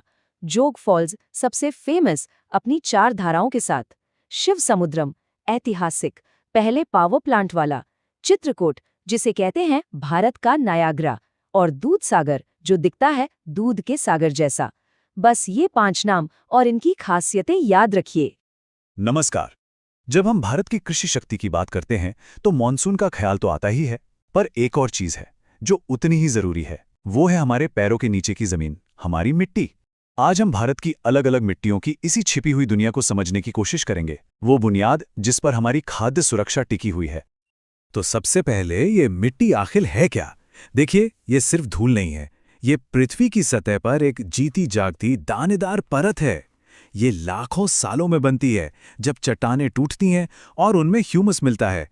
ह्यूमस मतलब पेड़ पौधों और जानवरों के गले सड़े कार्बनिक अंश। अब देखिए, भारत इतना विशाल और विविध देश है, तो जाहिर सी बात है कि यहाँ की मिट्टी भी अलग अलग तरह की होगी, है ना? तो Indian council of agricultural research यानी ICAR ने भारत की मिट्टियों को मोटे तौर पर 8 मुख्य प्रकारों में बांटा है। आइए एक एक करके इन सभी से मिलते हैं। तो आज के इस सफर में हम क्या क्या जानने वाले हैं? सबसे पहले समझेंगे कि मिट्टी होती क्या है, फिर भारत की 4 सबसे जरूरी मिट्टियों पर बात करेंगे, उसके बाद बाकी 4 पर भी एक नजर डालेंगे, और आखिर में ये भी देखेंगे कि मिट्टी की सेहत को कैसे अच्छा रखा जा सकता है। चलिए शुरू करते हैं पहले खंड से। मिट्टी क्या है, इसकी नींव को समझते हैं। अब एक बात जो शायद थोड़ी हैरान करने वाली है, वो ये है कि भारत की ज्यादातर मिट्टियों में, चाहे वो किसी भी प्रकार की हों, 3 जरूरी चीजों की कमी पाई जाती है: नाइट्रोजन, फास्फोरस और ह्यूमस। यही कमी सीधे सीधे फसलों की पैदावार पर असर डालती है और बताती है कि हमें उर्वरकों की जरूरत क्यों पड़ती है। चलिए अब बात करते हैं उन बिग 4 की, मतलब भारत की वो 4 सबसे अहम मिट्टियां जो देश के आधे से ज्यादा हिस्से में फैली हैं और सच पूछिए तो हमारी खेती की रीढ़ की हड्डी हैं। हमारी लिस्ट में सबसे पहले है जलोढ़ मिट्टी, जिसे दोमट या कछारी मिट्टी के नाम से भी जाना जाता है। ये भारत में सबसे ज्यादा पाई जाने वाली और सबसे ज्यादा उपजाऊ मिट्टी है। ये बनती कैसे है? सोचिए, जब नदियां पहाड़ों से बहकर नीचे आती हैं तो अपने साथ बहुत सारी गाद या तलछट लेकर आती हैं और मैदानों में बिछा देती हैं। इसी से बनती है जलोढ़ मिट्टी। नाम में ही इसका मतलब छिपा है। जल द्वारा ओढ़ी हुई यानी लाई हुई। इसमें चूना और पोटाश खूब होता है और इसी वजह से हमारे उत्तरी मैदान धान, गेहूं और गन्ने जैसी फसलों से लहलहाते हैं। अच्छा, जलोढ़ मिट्टी भी दो तरह की होती है, बांगर और खादर। अब इसको समझने का सबसे अच्छा तरीका है बिहार का उदाहरण लेना। जिन इलाकों में हर साल बाढ़ आती है, वहां नई मिट्टी की परत बिछ जाती है। ये बहुत उपजाऊ होती है और इसे ही कहते हैं खादर। और जो इलाके बाढ़ से दूर हैं, वहां पुरानी मिट्टी ही रहती है जो कम उपजाऊ होती है। इसे कहते हैं बांगर। याद रखने के लिए भंगार शब्द सोच सकते हैं, मतलब पुराना। अब आते हैं हमारी दूसरी अहम मिट्टी पर, काली मिट्टी। इसका जन्म बड़ा ही नाटकीय है। ये दक्कन के पठार में पुरानी ज्वालामुखी बेसाल्ट चट्टानों के टूटने से बनी है, जो लाखों साल पहले लावा बहने से बनी थीं। इस मिट्टी की एक बहुत ही अनोखी खासियत है, जब ये सूखती है ना, तो इसमें बड़ी बड़ी गहरी दरारें पड़ जाती हैं। ऐसा लगता है मानो किसी ने खेत की जुताई कर दी हो, और इसी वजह से इसे स्वतः जुताई वाली मिट्टी का मजेदार नाम मिला है। इसके नाम भी कई हैं, रेगुर मिट्टी, कपास की मिट्टी और लावा मिट्टी। और इसका काला रंग वो आता है टिटेनीफेरस मैग्नेटाइट से। याद रखने का सिंपल तरीका, मैग्नेट यानी चुंबक अक्सर काला होता है ना। ये मिट्टी महाराष्ट्र, मध्य प्रदेश और गुजरात जैसे राज्यों में खूब पाई जाती है, और कपास की खेती के लिए तो ये सबसे बेहतरीन मानी जाती है। तीसरी मिट्टी है लाल मिट्टी। ये प्रायद्वीपीय भारत के उन इलाकों में मिलती है जहां बारिश कम होती है। इसका ये जो खास लाल रंग है, वो आता है फेरिक ऑक्साइड की वजह से। अरे ये वही चीज है जिससे लोहे में जंग लगता है। तो ये मिट्टी आयरन और सिलिका से भरपूर होती है और बाजरा जैसी फसलों के लिए एकदम बढ़िया है। और एक दिलचस्प बात, जब ये पानी सोख लेती है तो पीली पड़ जाती है। और हमारी चौथी प्रमुख मिट्टी है लैटेराइट, जो बहुत ही एक्सट्रीम कंडीशंस में बनती है, यानी बहुत ज्यादा बारिश और बहुत ज्यादा गर्मी। इन हालात में एक प्रोसेस होता है जिसे कहते हैं निक्षालन या लीचिंग। होता क्या है कि जब बहुत तेज बारिश होती है तो वो मिट्टी की ऊपरी परत के सारे पोषक तत्वों को अपने साथ घोलकर बहा ले जाती है। नतीजा, मिट्टी कम उपजाऊ रह जाती है। भले ही ये प्राकृतिक रूप से कम उपजाऊ हो, लेकिन लैटेराइट मिट्टी चाय, कॉफी और काजू जैसी बागानी फसलों के लिए परफेक्ट है, जो खास तौर पर केरल और पश्चिमी घाट में मिलती है। और हाँ, इसका एक और बहुत बड़ा इस्तेमाल है, ईंट बनाना। असल में लैटेराइट शब्द लैटिन के लैटर शब्द से ही आया है, जिसका मतलब होता है ईंट। तो ये तो थी बिग फोर। इनको समझने के बाद आइए अब बाकी की 4 मिट्टियों पर एक फटाफट नजर डालते हैं, ताकि भारत की मिट्टी की पूरी तस्वीर साफ हो जाए। तो जल्दी से देखते हैं। एक है पर्वतीय मिट्टी, जो हिमालय में सेब और चाय के लिए अच्छी है। फिर है मरुस्थलीय मिट्टी, जो राजस्थान में मिलती है, सूखी और रेतीली। तीसरी है लवणीय मिट्टी, जिसमें नमक बहुत ज्यादा होता है, जैसे गुजरात के कच्छ के रण में। और आखिर में आती है दलदली मिट्टी, जो केरल जैसी जगहों पर मिलती है और सड़ी गली वनस्पतियों की वजह से ह्यूमस से भरपूर होती है। इन सभी प्रकारों को जानना एक बात है, पर इन्हें संभालना और मैनेज करना ही असल काम है। तो हमारा आखिरी खंड मिट्टी की सेहत के प्रैक्टिकल पहलू पर है। मिट्टी की सेहत का एक बहुत बड़ा इंडिकेटर होता है उसका पीएच लेवल, यानी वो एसिडिक है या एल्कलाइन। ज्यादातर फसलें न्यूट्रल मिट्टी में ही सबसे अच्छी उगती हैं, जिसका पीएच 6 और 7 के बीच होता है, क्योंकि तभी उन्हें पोषक तत्व आसानी से मिल पाते हैं। तो फिर इस संतुलन को ठीक कैसे करें? इसका हल काफी सीधा है। अगर मिट्टी ज्यादा एसिडिक यानी अम्लीय है तो किसान उसमें चूना मिलाते हैं, और अगर ज्यादा एल्कलाइन यानी क्षारीय है तो जिप्सम का इस्तेमाल करते हैं। ये छोटे छोटे बदलाव फसल की पैदावार में जमीन आसमान का फर्क ला सकते हैं। तो जलोढ़ के मैदानों से लेकर दक्कन के लावा पठार तक भारत की मिट्टी भी उतनी ही विविध है जितने यहाँ के लोग। अगर आपको हमारा ये विश्लेषण पसंद आया हो तो सब्सक्राइब करें और शेयर करना न भूलें। जरा सोचिए, ऐसी जबरदस्त बनावटें जो ताकतवर नदियों का रास्ता ही मोड़ दें और पूरे के पूरे लैंडस्केप को हमेशा के लिए बदल कर रख दें। आज हम भारत के इन्हीं बड़े बड़े बांधों की दुनिया में उतरने वाले हैं। देखिए, ये सिर्फ कंक्रीट और स्टील के पहाड़ नहीं हैं, ये तो हमारे देश के विकास का धड़कता हुआ दिल हैं।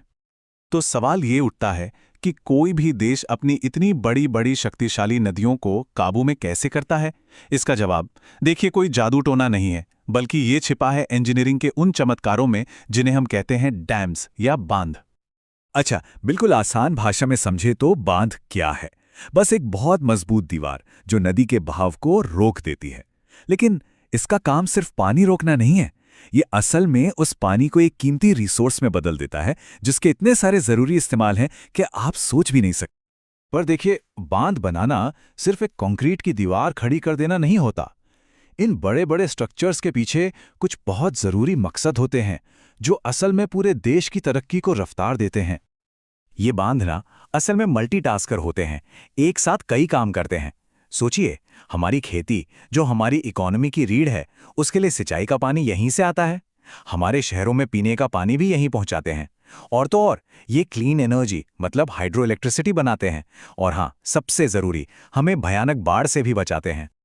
तो जब एक बांध नदी की इतनी जबरदस्त ताकत को रोकता है तो पता है क्या होता है? एक नई चीज बनती है जिसे कहते हैं जलाशय या रिजर्वॉयर। ये और कुछ नहीं बल्कि एक इंसान की बनाई हुई बहुत बड़ी झील होती है। कभी कभी तो ये किलोमीटरों तक फैली होती है और पानी का एक बहुत बड़ा स्ट्रेटेजिक स्टॉक बन जाती है। अब देखिए, जैसे हर नदी का अपना एक अलग मिजाज होता है ना, वैसे ही हर बांध को भी एक खास डिजाइन की जरूरत होती है। मोटे तौर पर 3 तरह के बांध होते हैं और हर एक अपने आप में इंजीनियरिंग का एक अलग ही सोल्यूशन है। चलिए जरा इनको समझते हैं। यहां पर ना डिजाइन की 2 बिल्कुल अलग अलग फिलॉसफीज देखने को मिलती हैं। एक तरफ है ग्रेविटी डैम्स, जैसे कि भाखड़ा नांगल। ये बांध पानी के जबरदस्त प्रेशर का सामना कैसे करते हैं? अपने भारी भरकम वजन के दम पर। और दूसरी तरफ है रॉक फिल डैम्स, जैसे कि टेरी बांध। ये अपनी मजबूती के लिए मिट्टी और चट्टानों के एक सॉलिड मिक्सचर का इस्तेमाल करते हैं। और जो तीसरा टाइप है वो तो एफिशिएंसी का एक कमाल का उदाहरण है, आर्क डैम। इसका जो खूबसूरत घुमावदार डिजाइन है ना, वो पानी के प्रेशर से लड़ता नहीं है, बल्कि बड़ी चालाकी से उस प्रेशर को घाटी की दीवारों की तरफ ट्रांसफर कर देता है। मतलब नेचर को ही अपना साथी बना लेता है। केरल का इडुक्की डैम इसका एक परफेक्ट एग्जाम्पल है। और अब आते हैं मेन इवेंट पर। चलिए अब मिलते हैं इन असली के महानायकों से, भारत के वो रिकॉर्ड ब्रेकिंग डैम्स जो ऊंचाई, लंबाई और विशालता हर हद को चैलेंज करते हैं। तो चलिए सबसे पहले बात करते हैं ऊंचाई की। कौन सा है वो डैम जो भारत में सबसे ऊंचा, सबसे शान से खड़ा है? शायद इसका जवाब आपको चौंका दे। 260.5 मीटर। जरा इस ऊंचाई का अंदाजा लगाइए। ये दुनिया की कई फेमस स्काईस्क्रेपर्स से भी ऊंचा है। ये तो समझ लीजिए इंजीनियरिंग से बनाया गया एक असली का पहाड़ है। जी हाँ, हम बात कर रहे हैं उत्तराखंड के टिहरी डैम की। ये भागीरथी और भिलंगना नदियों पर बना है और भारत के सबसे ऊंचे डैम का टाइटल इसी के नाम है। लेकिन रुकिए, अगर हम सिर्फ ग्रेविटी डैम्स की बात करें तो ये ताज किसी और के सिर पर है, और वो है महान भाखड़ा नांगल डैम। ये भारत का सबसे ऊंचा ग्रेविटी डैम है, एक ऐसा विशाल स्ट्रक्चर जो सतलुज नदी के पानी को काबू में रखता है। अच्छा, ऊंचाई की बात तो हो गई, अब एक और डायमेंशन देखते हैं, लंबाई। कौन सा डैम है जो होराइजन पर, मतलब जहां तक नजर जाए वहां तक फैला हुआ है? 25.8 किलोमीटर। सोचिए, ये इतना लंबा है कि इसके एक छोर से दूसरे छोर तक आप लगभग आधी मैराथन दौड़ सकते हैं। ये एक ऐसी विशालता है जिसे इमेजिन करना भी मुश्किल है। और ये रिकॉर्ड है ओडिशा के हीराकुंड डैम के नाम। महानदी पर बना ये बांध बिना किसी डाउट के पूरे भारत का सबसे लंबा बांध है। पर एक बात और, बांध हमेशा अकेले काम नहीं करते, कई बार एक साथ एक चेन की तरह काम करते हैं। और कृष्णा नदी का जो सिस्टम है वो इसका एक बेहतरीन उदाहरण है। तो चलिए कृष्णा नदी के सफर को देखते हैं। जैसे जैसे ये नदी अलग अलग स्टेट से गुजरती है, ये एक के बाद एक कई डैम्स से मिलती है। पहले कर्नाटक में अलमाटी डैम, फिर नागार्जुन सागर डैम और आखिर में श्रीशैलम डैम। ये तीनों मिलकर नदी के फ्लो को एक ऑर्केस्ट्रा की तरह मैनेज करते हैं। तो सवाल ये है कि इन बड़े बड़े स्ट्रक्चर्स का असली असर क्या है? देखिए, इससे सिर्फ कंक्रीट और स्टील में नहीं नापा जा सकता, बल्कि उस विरासत में नापा जाता है जो ये आने वाले कल के लिए छोड़ जाते हैं। हमारे पहले प्रधानमंत्री जवाहरलाल नेहरू ने एक बार इन्हें आधुनिक भारत के मंदिर कहा था। ये एक बहुत पावरफुल बात है और ये उस सोच को दिखाती है कि इन बांधों को सिर्फ एक इंजीनियरिंग प्रोजेक्ट नहीं, बल्कि एक नए देश की नींव का पत्थर माना गया था। नमस्कार। चलिए आज भारत के शानदार राष्ट्रीय उद्यानों के एक यादगार सफर पे निकलते हैं। आज हम न सिर्फ भारत के कुछ सबसे मशहूर पार्कों की सैर करेंगे, बल्कि उन्हें हमेशा के लिए याद रखने के कुछ मज़ेदार तरीके भी जानेंगे। तो सबसे पहला सवाल यही उठता है कि भारत, जहाँ इतने तरह की संस्कृतियां हैं, वहाँ वनस्पतियों और जीवों का भी एक अनमोल खजाना है। तो आखिर भारत इस खजाने की रक्षा करता कैसे है? इसका जवाब छिपा है हमारे संरक्षित क्षेत्रों में। चलिए इस मामले में थोड़ा और गहरा उतरते हैं। अक्सर लोग wild life sanctuary, national park और बायोस्फीयर रिजर्व इन नामों में कंफ्यूज हो जाते हैं। तो आइए सबसे पहले इसी कंफ्यूजन को दूर करते हैं। देखिए, इन सभी को बनाने के पीछे का जो मूल मकसद है ना, वो एक ही है। ऐसे जानवर, पक्षी और पौधे जो खत्म होने की कगार पर हैं, उन्हें बचाना और उन्हें एक सुरक्षित माहौल देना। तो इन दोनों में आखिर फर्क क्या है? देखिए, वाइल्ड लाइफ सेंचुरी यानी वन्यजीव अभयारण्य में किसी एक खास प्रजाति पर ज्यादा ध्यान दिया जाता है, और यहाँ कुछ हद तक इंसानी गतिविधियां जैसे जानवरों को चराना या टूरिज्म अलाउड होती हैं। वहीं दूसरी तरफ एक नेशनल पार्क में उसके अंदर मौजूद हर एक जीव का संरक्षण किया जाता है, और यहाँ किसी भी तरह की इंसानी गतिविधि पर पूरी तरह पाबंदी होती है। अब बात करते हैं बायोस्फीयर रिजर्व की। इसे आप एक बहुत बहुत बड़े इलाके के तौर पर सोचिए, जहाँ पूरे के पूरे इकोसिस्टम को बचाया जाता है। और इसकी सबसे अनोखी बात पता है क्या है? इसमें सिर्फ पेड़ पौधे और जानवर ही नहीं, बल्कि वहां रहने वाले इंसान और उनकी पारंपरिक जीवन शैली भी शामिल होती है। देखिए, एक बायोस्फीयर रिजर्व को ना 3 हिस्सों में बांटा जाता है। सबसे अंदर वाला हिस्सा होता है कोर जोन, जहां कोई भी गतिविधि अलाउड नहीं होती, बिल्कुल नेशनल पार्क की तरह। उसके बाहर होता है बफर जोन, जहां रिसर्च और पढ़ाई जैसे कामों की इजाजत होती है। और फिर सबसे बाहर होता है ट्रांजिशन जोन, जहां इंसान रह भी सकते हैं और कुछ सीमित काम भी कर सकते हैं। चलिए अब कुछ मजेदार रिकॉर्ड्स पर नजर डालते हैं। भारत के नेशनल पार्क से जुड़े कुछ ऐसे फैक्ट्स जो आपको हैरान कर देंगे। जरा इस साल पर गौर कीजिए, 1936। ये वो साल है जब भारत का सबसे पहला नेशनल पार्क बना था। सोचिए, देश की आजादी से भी पहले। और ये था हेली नेशनल पार्क। हाँ, आज हम सब इसे एक दूसरे बहुत ही मशहूर नाम से जानते हैं, जिम कॉर्बेट नेशनल पार्क, जो उत्तराखंड में है। यही है भारत का पहला नेशनल पार्क। अब जरा इस आंकड़े को देखिए, 4400 वर्ग किलोमीटर। ये है भारत के सबसे बड़े नेशनल पार्क का एरिया। पता है ये कितना विशाल है? कई छोटे छोटे शहर इसमें आराम से समा सकते हैं। और ये विशाल पार्क कोई और नहीं बल्कि लद्दाख का हिमिस नेशनल पार्क है। और हाँ, ये अपने शानदार स्नो लेपर्ड्स यानी हिम तेंदुओं के लिए दुनिया भर में मशहूर है। अच्छा, सबसे बड़े की बात हो गई, अब आते हैं सबसे छोटे पर। भारत के सबसे छोटे नेशनल पार्क का साइज जानते हैं कितना है? सिर्फ 0.03 वर्ग किलोमीटर। यकीन करना भी मुश्किल है ना? और ये नन्हा सा पार्क है अंडमान और निकोबार द्वीप समूह में, जिसका नाम है साउथ बटन नेशनल पार्क। देखिए, आकार में भले ही छोटा हो, पर इसका महत्व बहुत बड़ा है। अच्छा, एक सवाल, वो कौन सा राज्य है जहां सबसे ज्यादा नेशनल पार्क्स हैं? कोई अंदाजा? इसका जवाब है मध्य प्रदेश, जहां 1-2 नहीं बल्कि पूरे 11 नेशनल पार्क्स हैं। तो रिकॉर्ड से आगे बढ़कर अब भारत के कुछ खास राज्यों और उनके सबसे जरूरी पार्कों की यात्रा करते हैं, और यहीं से हमारी असली कहानी शुरू होती है। तो हमारी यात्रा की पहली मंजिल है राजाओं की धरती, राजस्थान। और यहाँ के पार्क भी इसके इतिहास की ही तरह एकदम शाही और शानदार हैं। यहाँ के जो 4 खास पार्क हैं, उनमें आते हैं सरिस्का, केवलादेव, रणथंबोर और डेजर्ट्स नेशनल पार्क। रणथंबोर और डेजर्ट, ये नाम तो खैर खुद ही बता देते हैं कि वो कहाँ हैं। तो अब आता है सबसे बड़ा सवाल, इतने सारे नाम, इतने सारे राज्य, इन्हें याद कैसे रखा जाए? फिक्र मत कीजिए, इसके लिए हमारे पास कुछ बहुत ही अनोखी तरकीबें हैं। राजस्थान के लिए बस ये एक लाइन याद रखिए, यहाँ सर का मतलब है सरिस्का और देव का मतलब है केवलादेव। और राजपूत राजा कहाँ से थे? राजस्थान से। तो बस हो गया ना याद, सरिस्का और केवलादेव दोनों राजस्थान में। है ना कमाल की ट्रिक? चलिए अब राजस्थान से सीधे चलते हैं देश के पूर्वोत्तर हिस्से में, असम की ओर। वो जगह जो एक सींग वाले गैंडे का घर है, यानी काजीरंगा। असम में 5 बहुत ही फेमस पार्क हैं, नाम सुनिए। मानस, नमेरी, काजीरंगा, डिब्रू-सैखोवा और ओरांग, जिसे राजीव गांधी ओरांग नेशनल पार्क भी कहते हैं। और इन पांचों को याद रखने के लिए ये मजेदार लाइन है। देखिए, माना से मानस, मेरी से नमेरी, काजी से काजीरंगा, डिब्रू से डिब्रू-सैखोवा और राजी से राजीव गांधी ओरांग नेशनल पार्क। बस एक लाइन और असम के सारे जरूरी पार्क याद। तो हमने अलग अलग पार्कों की सैर तो कर ली, पर अब जरा एक कदम पीछे हटकर ये देखते हैं कि ये सब मिलकर हमारे लिए कितने ज्यादा जरूरी हैं। आखिर ये पार्क इतने मायने क्यों रखते हैं? देखिए, ये सिर्फ जानवरों के घर नहीं है, ये पूरी दुनिया के पर्यावरण को बचाने के लिए जरूरी हैं।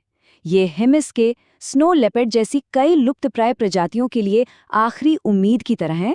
और हाँ, ये आने वाली पीढ़ियों के लिए हमारी सबसे अनमोल प्राकृतिक विरासत है।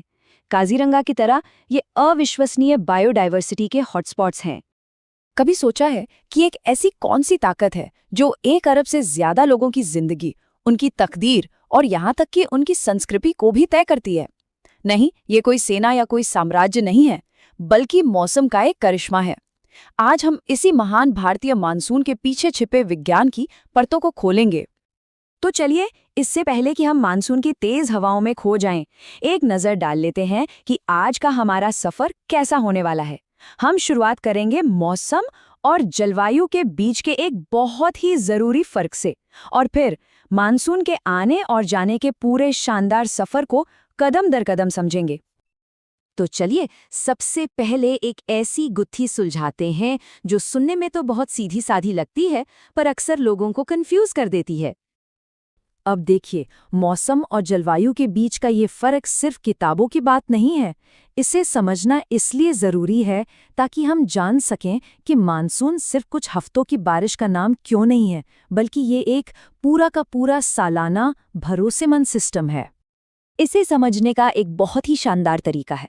जरा सोचिए, क्लास में एक नए सख्त टीचर आते हैं और बात करने पर अचानक एक थप्पड़ लगा देते हैं। ये जो अचानक हुआ, ये है मौसम, अप्रत्याशित और बस एक पल का। लेकिन उन्हीं टीचर के मिजाज को 6 महीने तक समझना कि वो कब गुस्सा होते हैं, कब नरम पड़ते हैं, ये है जलवायु, एक लंबा पैटर्न। तो अगर सीधे सीधे कहें, मौसम वो अचानक वाला थप्पड़ है और जलवायु उस टीचर का लंबे समय का जाना पहचाना मिजाज। और मानसून को समझने के लिए ये फर्क जानना सबसे ज्यादा जरूरी है। ठीक है, तो अब जब हमारी नींव मजबूत हो गई है, तो चलिए इस खेल के नियम समझते हैं और सीधे मानसून की दुनिया में कदम रखते हैं। तो अगली बार जब कोई ये भारी भरकम शब्द उष्णकटिबंधीय मानसूनी जलवायु इस्तेमाल करे, तो बस इतना समझिए कि इसका मतलब है भारत एक गर्म इलाका है जहां बारिश लाने वाली हवाएं ही बॉस हैं। जी हाँ, खेतों में क्या उगेगा से लेकर नदियों में कितना पानी बहेगा, सब कुछ यही हवाएं तय करती हैं। और एक मजेदार बात बताऊं, ये जो शब्द है मॉनसून, ये असल में अरबी के मौसम से आया है, जिसका मतलब होता है मौसम। सोचिए, इससे साफ पता चलता है कि पुराने जमाने में इन हवाओं का व्यापार और सफर पर कितना बड़ा असर था।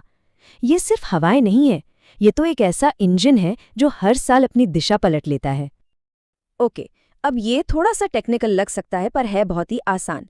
इन 3 नियमों को मानसून का यूजर मैनुअल समझ लीजिए। पहला नियम, हवा हमेशा ज्यादा दबाव मतलब हाई प्रेशर वाली जगह से कम दबाव यानी लो प्रेशर वाली जगह की तरफ भागती है। सिंपल। दूसरा नियम, फेरल का नियम। हमारी धरती घूमती है ना, तो इस घुमाव की वजह से हवा सीधी नहीं चलती, उत्तरी गोलार्ध में वो हमेशा अपने दाईं ओर मुड़ जाती है। और तीसरा, रेन शेडो इफेक्ट। पहाड़ एक बहुत बड़ी दीवार की तरह काम करते हैं और बारिश वाले बादलों को रोक लेते हैं, जिससे दूसरी तरफ सूखा रह जाता है। और अब बात करते हैं मेन इवेंट की, उस शानदार आगमन की जो अपने साथ लेकर आता है जिंदगी। जी हाँ, बात हो रही है दक्षिण पश्चिम मानसून की। तो ये सब शुरू कैसे होता है? गर्मी से। जून आते आते भारत की जमीन सूरज की गर्मी से इतनी ज्यादा तप जाती है कि ये एक बहुत बड़े लो प्रेशर वाले वैक्यूम क्लीनर में बदल जाती है। और ये वैक्यूम क्लीनर क्या करता है? ये हिंद महासागर के ऊपर से ठंडी नमी से लबालब हवा को जोर से अपनी तरफ खींचता है। अब जैसे ही नमी से भरी ये हवा भारत के दक्षिणी छोर से टकराती है, ये ठीक एक नदी की तरह 2 जबरदस्त धाराओं में बट जाती है। एक शाखा अरब सागर वाली शाखा और दूसरी बंगाल की खाड़ी वाली शाखा। तो ये जो अरब सागर वाली शाखा है, ये पश्चिमी तट के साथ साथ एक लंबा सफर शुरू करती है। ये केरला में पश्चिमी घाट से टकराती है और वहां झमाझम बारिश करती है। लेकिन उन्हीं पहाड़ों के कारण दूसरी तरफ का तमिलनाडु लगभग सूखा रह जाता है। याद है वो लेन शैडो इफेक्ट? ये उसका एक परफेक्ट एग्जाम्पल है। इसके बाद ये हवाएं उत्तर की ओर बढ़ती हैं और आखिर में जाकर महान हिमालय से टकराती हैं, जो इन्हें दिल्ली और पंजाब की तरफ मोड़ देता है। उधर दूसरी तरफ बंगाल की खाड़ी वाली शाखा की अपनी ही कहानी चल रही होती है। ये सीधा उत्तर पूर्व की तरफ बढ़ती है और मेघालय की पहाड़ियों में जाकर फंस जाती है।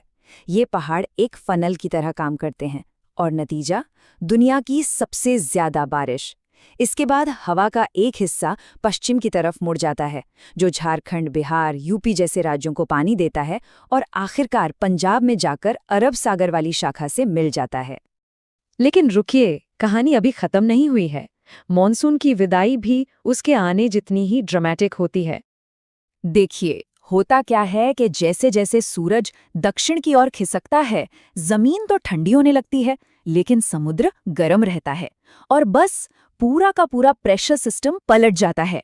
अब हवा जमीन से समुद्र की तरफ बहने लगती है और ये हमें देता है एक बिल्कुल ही अलग किस्म का मानसून, जिसे हम कहते हैं उत्तर पूर्व मानसून या फिर लौटता हुआ मानसून। और ये लौटता हुआ मानसून कोई हल्की फुल्की हवा नहीं है। जब ये बंगाल की खाड़ी के ऊपर से गुजरता है तो वहां से नमी उठा लेता है और पूर्वी तट पर जोरदार चक्रवात ला सकता है। और हाँ, तमिलनाडु याद है जो पहले सूखा रह गया था? अब उसकी बारी आती है। यही लौटता हुआ मॉनसून उसे वो बारिश देता है जिसका उसे इंतजार था। पर इस कहानी में अभी दो और दिलचस्प मोड़ बाकी हैं। देखिए, मॉनसून तो इस कहानी के हीरो हैं, लेकिन दो स्पेशल गेस्ट भी हैं जो भारत की जलवायु में एक बहुत ही अहम रोल निभाते हैं। जरा कल्पना कीजिए, कड़ाके की सर्दियों के बीच में भूमध्य सागर यानी मेडिटरेनियन सी से नमी लेकर हवाओं का एक सिस्टम हजारों किलोमीटर का सफर तय करके भारत पहुंचता है। इसी को कहते हैं पश्चिमी विक्षोभ या वेस्टर्न डिस्टर्बेंसेस। यही वो चीज है जो उत्तर भारत में सर्दियों की बारिश और हिमालय में भारी बर्फबारी लाती है, और ये बर्फबारी हमारी नदियों के लिए साल भर पानी का इंतजाम करती है। और फिर जब चिलचिलाती गर्मी में ऐसा लगने लगता है कि मानसून शायद कभी आएगा ही नहीं, तब होती है आम्रवर्षा यानी मैंगो शावर्स। ये सिर्फ एक बौछार नहीं है, ये एक उम्मीद है, एक राहत है जो फलों के राजा आम को पकने में मदद करती है। तो अब जब हम पूरी तस्वीर को एक साथ देखें तो एक बात बिल्कुल साफ हो जाती है। इन बाकी सभी घटनाओं के बावजूद असली किंग तो दक्षिण पश्चिम मॉनसून ही है। भारत की कुल सालाना बारिश का 80% हिस्सा अकेले यही देता है। ये सचमुच हमारे देश की जीवन रेखा है। तो आखिर में भारत की जलवायु की पूरी कहानी सिर्फ एक नंबर के इर्द गिर्द घूमती है। दो ताकतवर, एक दूसरे के बिल्कुल उलट मॉनसून सिस्टम, एक जो आता है और एक जो लौटता है, और यही दोनों मिलकर हर साल 1 अरब से ज्यादा लोगों की जिंदगी की धुन तय करते हैं। नमस्कार, आज बात करते हैं भारतीय कृषि की, एक ऐसा सेक्टर जो सचमुच हमारे देश की रीढ़ की हड्डी है। आखिर ऐसा क्यों कहा जाता है? चलिए इसी को समझते हैं। शुरुआत करते हैं इस एक जबरदस्त आंकड़े से, 55%। जी हाँ, भारत की लगभग 55% आबादी अपनी रोजी रोटी के लिए सीधे सीधे खेती पर निर्भर है। और बस यही एक वजह काफी है ये समझने के लिए कि भारत को कृषि प्रधान देश क्यों कहते हैं। तो आखिर ये सेक्टर इतना जरूरी क्यों है? अच्छा, सबसे पहले ये देखते हैं कि भारतीय अर्थव्यवस्था में इसका रोल क्या है। अब देखिए, यहाँ एक दिलचस्प बात है। 1991 में देश की कुल जीडीपी में खेती का हिस्सा था करीब 52% और 2020-21 तक आते आते ये घटकर हो गया लगभग 19.9%। लेकिन ये पूरी कहानी नहीं है। असली बात यह है कि भले ही जीडीपी में खेती का शेयर कम हुआ हो, लेकिन असल में अनाज का प्रोडक्शन यानी उत्पादन कई गुना बढ़ गया है। मतलब दूसरे सेक्टर्स ज्यादा तेजी से बढ़े, इसलिए प्रतिशत कम हो गया, पर खेती ने हमें आत्मनिर्भर बना दिया। यही है इसका पैराडॉक्स। आज की तारीख में देखें तो सर्विस सेक्टर भारत की जीडीपी पर हावी है, करीब 55% के साथ। पर जब बात रोजगार की आती है तो आज भी सबसे ज्यादा लोग खेती से ही जुड़े हुए हैं। चलिए अब जरा जमीनी हकीकत पर आते हैं, बात करते हैं उन बड़ी चुनौतियों की जिनका सामना भारतीय खेती कर रही है। एक बहुत पुरानी और मशहूर कहावत है कि भारतीय कृषि मानसून का जुआ है, और ये कहावत आज भी सबसे बड़ी चुनौती को एकदम सटीक तरीके से बताती है, हमारी मानसून पर निर्भरता। और बात सिर्फ मौसम की नहीं है, किसानों के सामने कई और बड़ी मुश्किलें भी हैं। जरा सोचिए, हमारे देश के 67% किसानों के पास 1 हेक्टेयर से भी कम जमीन है। छोटे छोटे खेत, ऊपर से खेती के वही पुराने तरीके, अच्छी क्वालिटी के बीजों की कमी और फसल काटने के बाद उसे रखने के लिए सही स्टोरेज सुविधाओं का ना होना, ये सब बहुत बड़ी बाधाएं हैं। तो अब आगे बढ़ते हैं और देखते हैं कि पूरे साल भर खेती को अलग अलग मौसमों के हिसाब से कैसे बांटा गया है। देखिए, मोटे तौर पर हमारे कृषि कैलेंडर में 3 मुख्य सीजन होते हैं, रबी, खरीफ और जायद। हर मौसम की अपनी खास फसलें और अपना एक टाइम फ्रेम होता है। जैसे रबी की फसल सर्दियों में बोई जाती हैं, गेहूं इसका सबसे अच्छा उदाहरण है, और खरीफ की फसल मानसून के साथ आती हैं, जैसे कि चावल। अच्छा, खरीफ के मौसम को याद रखने की एक मज़ेदार ट्रिक है, और ये ज़रूरी भी है क्योंकि ये सीधा मानसून से जुड़ा है। बस एक शब्द याद रखिए, खजाना। ख से हो गया खरीफ, जा से जून जुलाई में इसकी बुआई और ना से नवंबर दिसंबर में कटाई। है ना आसान? वैसे देश के कुछ हिस्सों में, खासकर नॉर्थ ईस्ट के राज्यों में, एक बहुत पुरानी पारंपरिक खेती होती है जिसे झूम खेती कहते हैं। इसमें होता ये है कि जमीन के एक टुकड़े पर जंगल को साफ करके खेती की जाती है और कुछ साल बाद उस जमीन को वैसे ही छोड़ दिया जाता है ताकि वो दोबारा उपजाऊ हो सके और किसान किसी दूसरी जगह चले जाते हैं। इसे शिफ्टिंग कल्टीवेशन भी कहते हैं। अब इतनी सारी चुनौतियों से निपटने के लिए भारत में समय समय पर कई कृषि क्रांतियां हुईं, जिन्होंने इस पूरे सेक्टर का नक्शा ही बदल दिया। इनमें से सबसे मशहूर है हरित क्रांति या ग्रीन रेवोल्यूशन। दुनिया भर में इसकी शुरुआत की थी डॉक्टर नॉर्मन बोरलॉग ने, और भारत में इसे कामयाब बनाने का श्रेय जाता है डॉक्टर MS स्वामीनाथन को। और इसका असर कमाल का था। हरित क्रांति की वजह से गेहूं और चावल जैसे जरूरी अनाज के उत्पादन में जबरदस्त बढ़ोतरी हुई। गेहूं का उत्पादन तो करीब 5 गुना और चावल का उत्पादन 3 गुना तक बढ़ गया। लेकिन कहानी सिर्फ हरित क्रांति पर खत्म नहीं हुई, वो तो बस एक शुरुआत थी। इसके बाद कई और क्रांति आई, जैसे दूध के उत्पादन को बढ़ाने के लिए श्वेत क्रांति, मछली उत्पादन के लिए नीली क्रांति, तिलहन यानी तेल वाले बीजों के लिए पीली क्रांति, और भी कई। तो इन सारी कोशिशों और क्रांतियों के बाद आज क्या तस्वीर है? चलिए देखते हैं कि भारत की मुख्य फसलें कौन-कौन सी हैं और देश में कहां-कहां सबसे ज्यादा उगाई जाती हैं। यहाँ से हमें पता चलता है कि दुनिया में एक कृषि महाशक्ति के तौर पर भारत कहाँ खड़ा है। चावल और गेहूं दोनों के ही उत्पादन में हम चीन के बाद दूसरे नंबर पर हैं। और अगर देश के अंदर बात करें तो चावल सबसे ज्यादा होता है पश्चिम बंगाल में और गेहूं उत्तर प्रदेश में।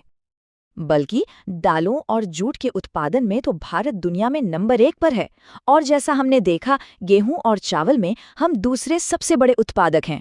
ये वाकई में एक बहुत बड़ी उपलब्धि है। नमस्कार, चलिए आज बात करते हैं भारत के उन विशाल दरवाजों की जहां से देश का ज्यादातर व्यापार होता है। जी हाँ, हम बात कर रहे हैं भारत के प्रमुख बंदरगाहों की, जो सच में हमारे देश की लाइफलाइन है। तो आज हम क्या क्या देखने वाले हैं? सबसे पहले तो ये समझेंगे कि आखिर ये पोर्ट्स इतने जरूरी क्यों हैं। फिर देखेंगे कि नेचुरल और आर्टिफिशियल पोर्ट्स में क्या फर्क होता है। इसके बाद हम निकलेंगे भारत के पश्चिमी और पूर्वी तटों की एक मजेदार यात्रा पर, और आखिर में इन सब को जोड़कर देखेंगे कि पूरी तस्वीर क्या बनती है। ठीक है, तो शुरू करते हैं बिल्कुल बेसिक से। आखिर ये बंदरगाह या पोर्ट होता क्या है? देखिए, इसे समझने का सबसे आसान तरीका है, इसे एक शिप स्टैंड मान लीजिए। बिल्कुल वैसे ही जैसे बस के लिए बस स्टैंड होता है या ट्रेन के लिए रेलवे स्टेशन, वैसे ही ये बड़े बड़े समुद्री जहाज़ों के लिए एक स्टैंड है, जहां सामान उतारा जाता है और चढ़ाया जाता है। कितना आसान है ना? वैसे तो भारत में 200 से भी ज़्यादा छोटे मोटे बंदरगाह हैं, लेकिन देश के पूरे समुद्री व्यापार की जो रीढ़ की हड्डी है ना, वो है सिर्फ 13 प्रमुख बंदरगाह, और आज हमारा पूरा फोकस इन्हीं 13 पर रहने वाला है। तो इस टूर पर निकलने से पहले एक बहुत ज़रूरी बात समझ लेते हैं। ये जो हम कहते हैं ना कि कोई पोर्ट नेचुरल है और कोई आर्टिफिशियल, इसका मतलब क्या होता है? देखिए, दोनों में एक बड़ा ही मज़ेदार फ़र्क है। नेचुरल पोर्ट्स वहाँ बनते हैं जहाँ समंदर का किनारा मतलब तटरेखा कुदरती तौर पर अंदर की तरफ धसी हुई या कटी फटी होती है। इससे क्या होता है कि जहाज़ों को तेज़ लहरों और हवाओं से एक नेचुरल प्रोटेक्शन मिल जाती है। वहीं दूसरी तरफ आर्टिफिशियल पोर्ट्स को इंसानों को बनाना पड़ता है, खासकर उन जगहों पर जहाँ ऐसी कोई कुदरती सुरक्षा नहीं होती। यहाँ पर क्या करते हैं कि कंक्रीट की बड़ी बड़ी दीवारें बनाकर समंदर की लहरों को रोका जाता है और जहाज़ों के लिए एक शांत और सेफ जगह बनाई जाती है। तो चलिए अब अपनी वर्चुअल यात्रा शुरू की जाए। सबसे पहले चलते हैं भारत के पश्चिमी तट पर। हम गुजरात से शुरू करेंगे और नीचे केरल तक जाएंगे। हमारा पहला स्टॉप है गुजरात का कांडला पोर्ट, जिसे अब दीनदयाल पोर्ट के नाम से जाना जाता है। पता है, इसकी कहानी सीधे सीधे भारत के विभाजन से जुड़ी है। आज़ादी से पहले इस पूरे इलाके का ट्रेड कराची पोर्ट से होता था, लेकिन बंटवारे के बाद कराची तो चला गया पाकिस्तान में, तो फिर उसकी कमी पूरी करने के लिए बहुत तेजी से कांडला पोर्ट को तैयार किया गया। चलिए गुजरात से आगे बढ़ते हैं और पहुंचते हैं महाराष्ट्र के मुंबई पोर्ट। ये है पोर्ट्स का बिग बॉस। जी हाँ, ये भारत का सबसे बड़ा पोर्ट है और मजे की बात यह है कि ये एक नेचुरल हार्बर है, मतलब कुदरती तौर पर बना हुआ। देश का सबसे ज्यादा मतलब हाईएस्ट वॉल्यूम ट्रेड यहीं से होता है। और क्योंकि यहाँ से इतना ज्यादा ट्रेड होता है, इसीलिए मुंबई पोर्ट को एक खास नाम मिला है, भारत का प्रवेश द्वार या गेटवे ऑफ इंडिया। सोचने वाली बात है, दुनिया भर से आने वाला ज्यादातर सामान इसी दरवाजे से हमारे देश में आता है। अब देखिए, मुंबई पोर्ट इतना बड़ा और बिजी था कि उसमें लोड बहुत ज्यादा हो गया था। तो इस प्रेशर को कम करने के लिए ठीक पास में ही एक नया और एकदम मॉडर्न पोर्ट बनाया गया। इसका नाम है न्हावा शेवा, जिसे जवाहरलाल नेहरू पोर्ट या JNPT भी कहते हैं। और हाँ, ये एक आर्टिफिशियल पोर्ट है जिसे खास तौर पर मुंबई पोर्ट की मदद के लिए ही बनाया गया था। चलिए अब थोड़ा और दक्षिण की ओर चलते हैं और पहुंचते हैं खूबसूरत गोवा। यहाँ है मोरमुगांव पोर्ट। इसकी लोकेशन बड़ी खास है। ये जुआरी नदी के मुहाने पर बना है। ये पोर्ट आयरन ओर यानी लौह अयस्क के एक्सपोर्ट के लिए बहुत ही जरूरी है। खासकर ईरान को यहीं से काफी माल भेजा जाता है। अपने वेस्ट कोस्ट टूर के आखिरी हिस्से में हमारे 2 और स्टॉप हैं। पहले आता है कर्नाटक का न्यू मैंगलोर पोर्ट, जो कर्नाटक के लिए ट्रेड का मेन गेटवे है।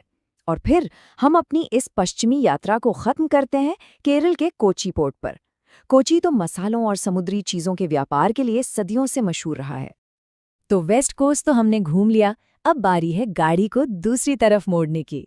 चलिए अब चलते हैं भारत के पूर्वी तट पर।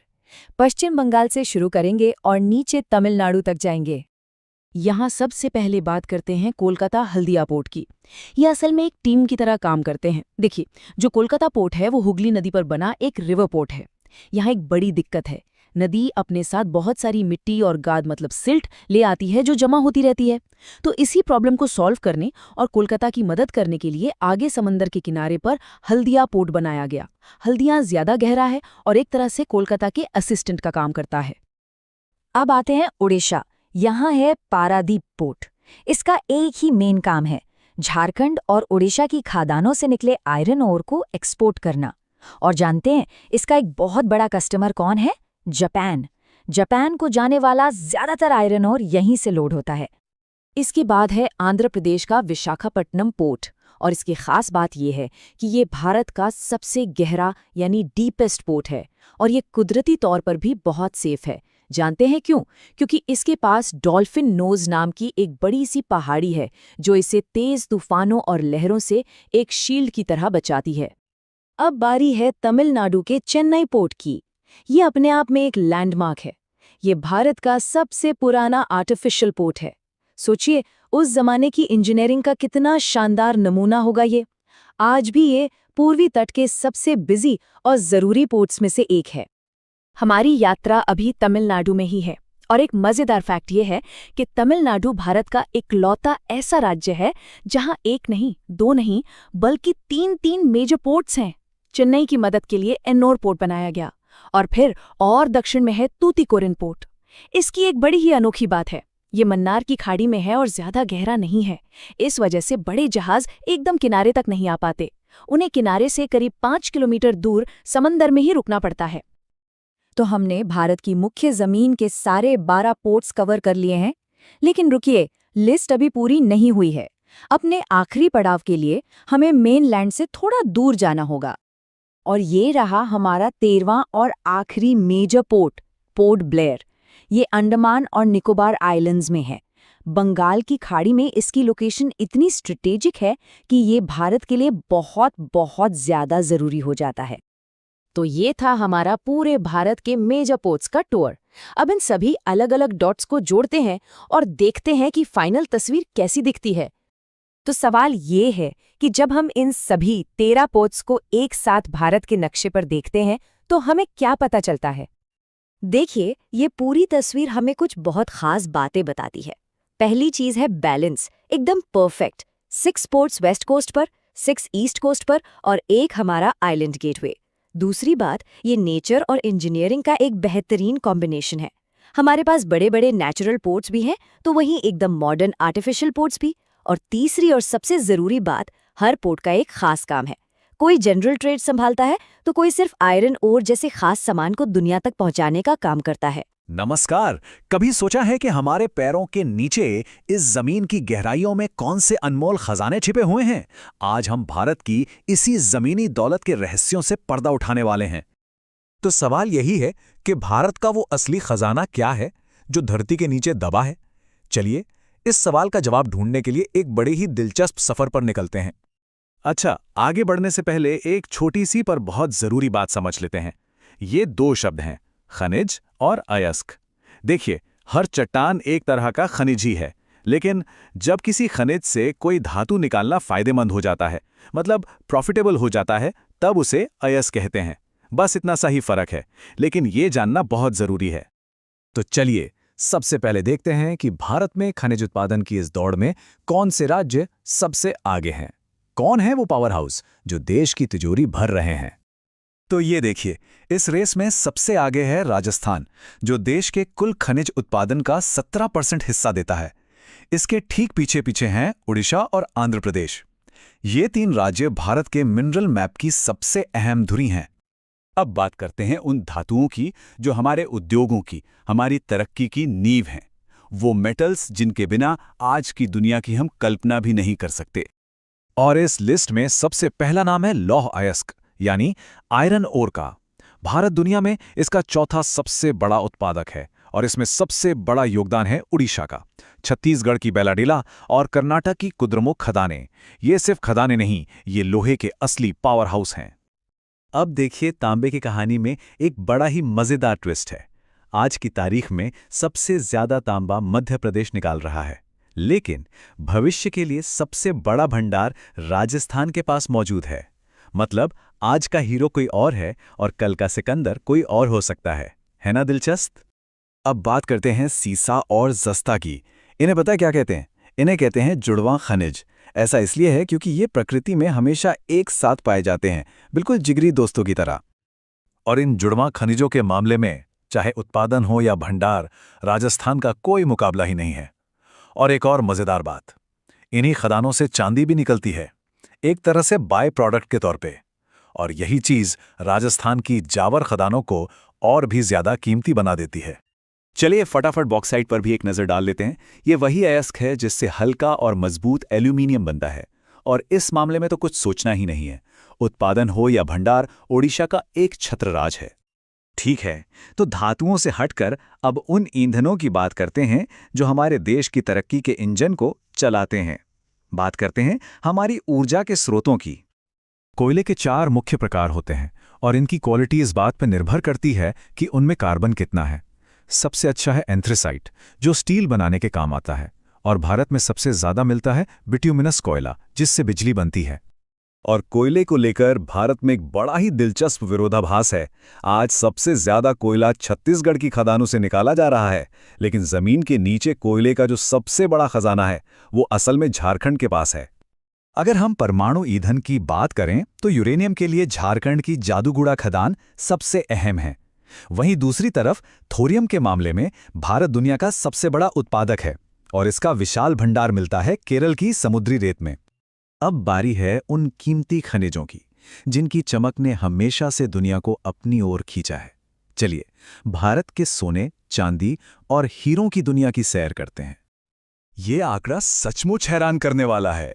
99% भारत में जितना भी सोना जमीन से निकलता है उसका 99% सिर्फ एक ही राज्य से आता है और वो राज्य है कर्नाटक, जो मशहूर कोलार गोल्डफील्ड्स का घर है।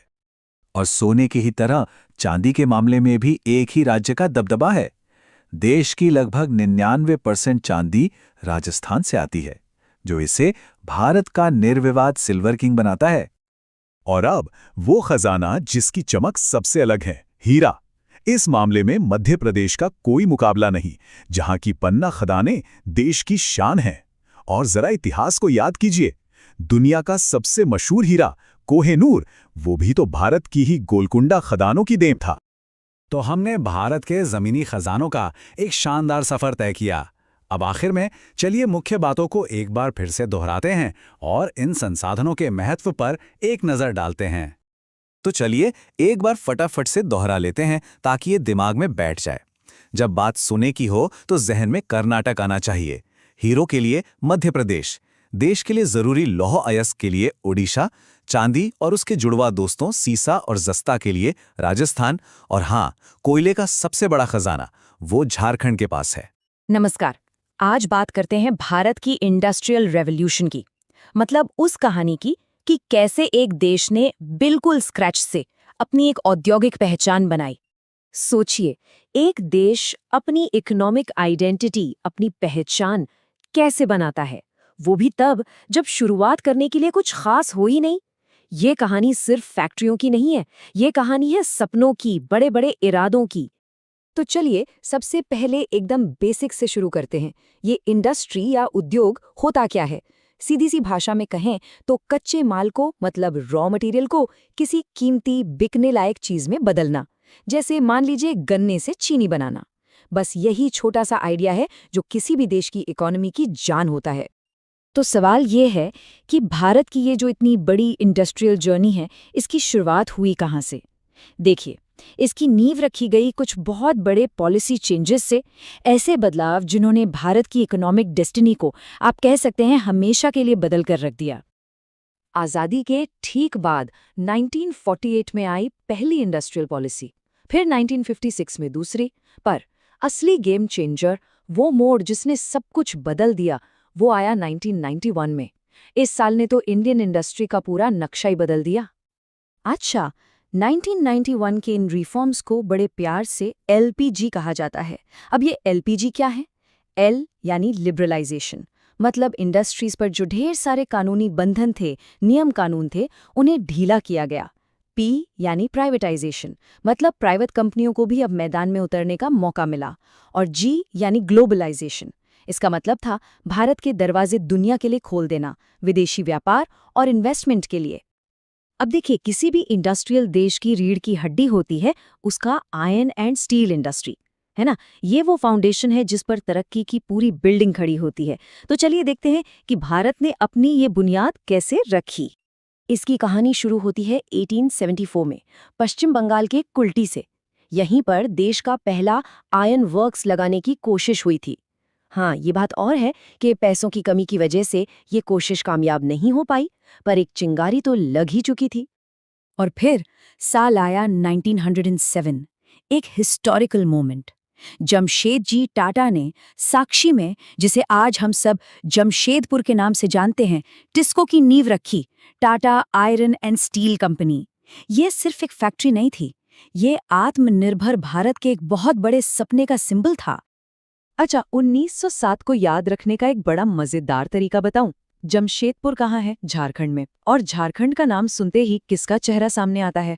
बिल्कुल सही, MS धोनी। उनकी जर्सी का नंबर क्या है? 7।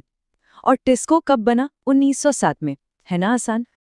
आज़ादी के बाद तो भारत ने इस काम में और तेजी दिखाई। सेकेंड 5 ईयर प्लान के दौरान कई बड़े बड़े स्टील प्लांट्स लगे और इसमें हमें इंटरनेशनल हेल्प भी मिली। जैसे भिलाई और बोकारो प्लांट बने सोवियत यूनियन यानी आज के रूस की मदद से। दुर्गापुर में ब्रिटेन ने मदद की और राउरकेला में जर्मनी ने। इसको याद रखने की भी एक बड़ी मजेदार ट्रिक है। कहते हैं ना, रूस ने भारत की भले और बेकार दोनों समय में मदद की, तो भला से याद रखिए भिलाई और बेकार से बोकारो। इन दोनों में रूस ने मदद की थी। और दुर्गापुर का क्या? दुर्गापुर में आता है नाम दुर्गा। देवी दुर्गा के 10 हाथ होते हैं। और मदद किसने की? ब्रिटेन ने। ब्रिटेन में क्या आता है? 10। हो गया ना कनेक्शन। तो आयरन एंड स्टील की मजबूत नींव तो रख दी गई। अब बात करते हैं उस ताने बाने की जिसने भारत की इकोनॉमी की चादर बुनी और लाखों करोड़ों लोगों को काम दिया। जी हाँ, बात हो रही है टेक्सटाइल और जूट इंडस्ट्री की। कॉटन की कहानी भी बड़ी दिलचस्प है। पहली कोशिश हुई थी 1818 में कलकत्ता के पास फोर्ट ग्लॉस्टर में, लेकिन वो मिल चल नहीं पाई। फिर आई असली सफलता। साल था 1854 और जगह थी मुंबई, जहां भारत की पहली सक्सेसफुल मॉडर्न कॉटन मिल शुरू हुई। मुंबई की इसी कामयाबी ने उसे कैपिटल ऑफ कॉटन टेक्सटाइल्स का खिताब दिला दिया। और सिर्फ मुंबई ही क्यों, भारत के कई शहरों को कपड़ा उद्योग की वजह से खास नाम मिले। जैसे उत्तर भारत का मैनचेस्टर कहा गया कानपुर को, दक्षिण का मैनचेस्टर बना कोयम्बटूर, और अहमदाबाद को तो भारत का बॉस्टन कहा जाने लगा। अब आते हैं जूट पर, जिसे गोल्डन फाइबर भी कहते हैं। और ये नाम ऐसे ही नहीं मिला। आज भारत दुनिया में जूट का नंबर 1 प्रोड्यूसर है।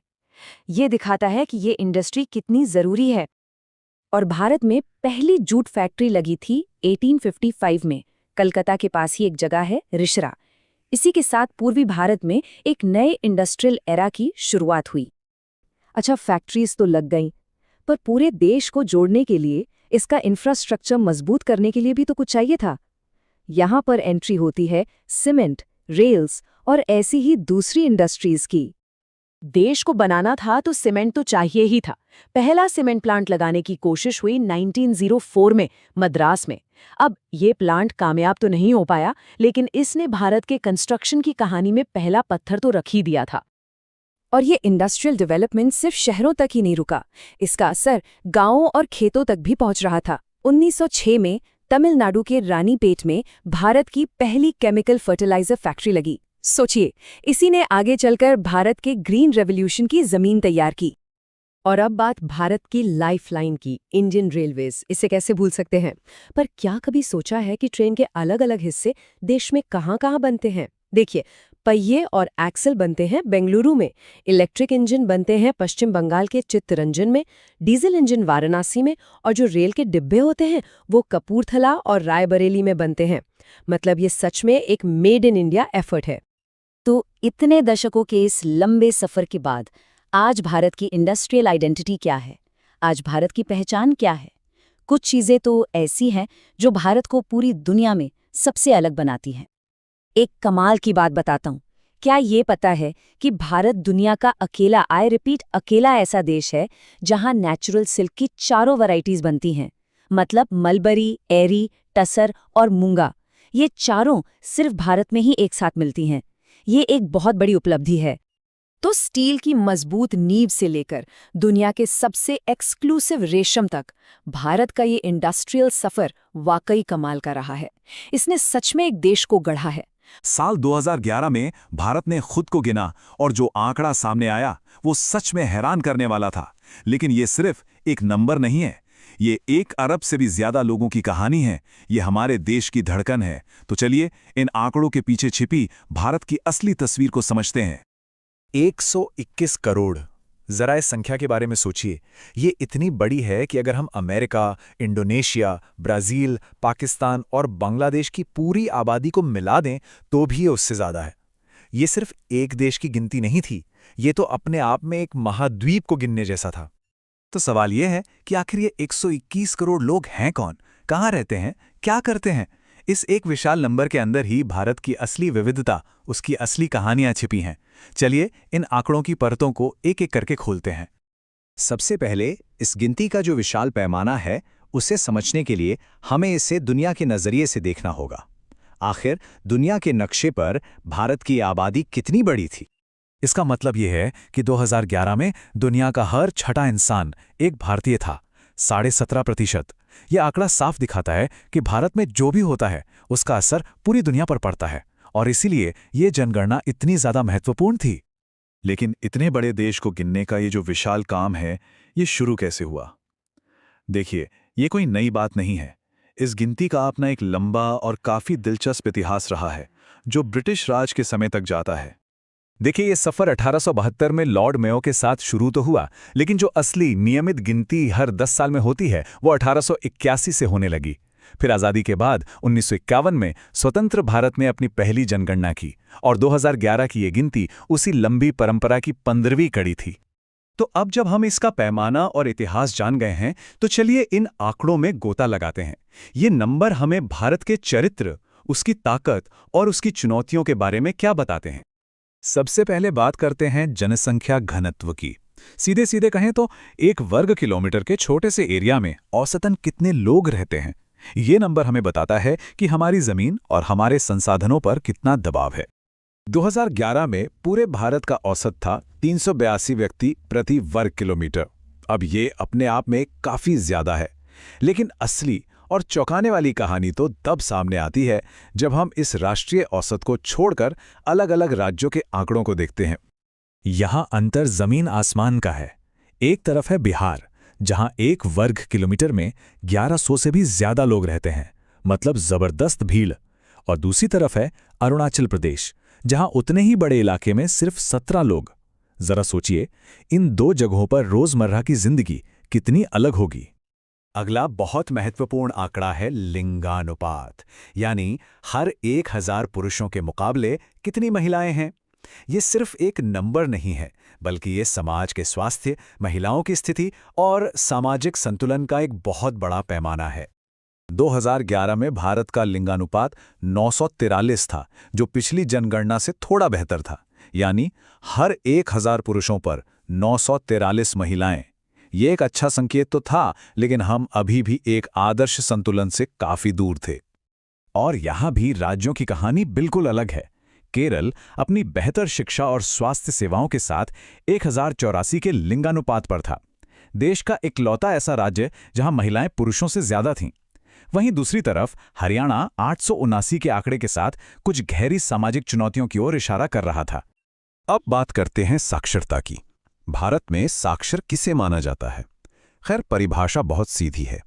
7 साल से ज्यादा उम्र का कोई भी व्यक्ति जो किसी भी एक भाषा को सिर्फ पढ़ और लिख ही नहीं सकता, बल्कि उसे समझ भी सकता है।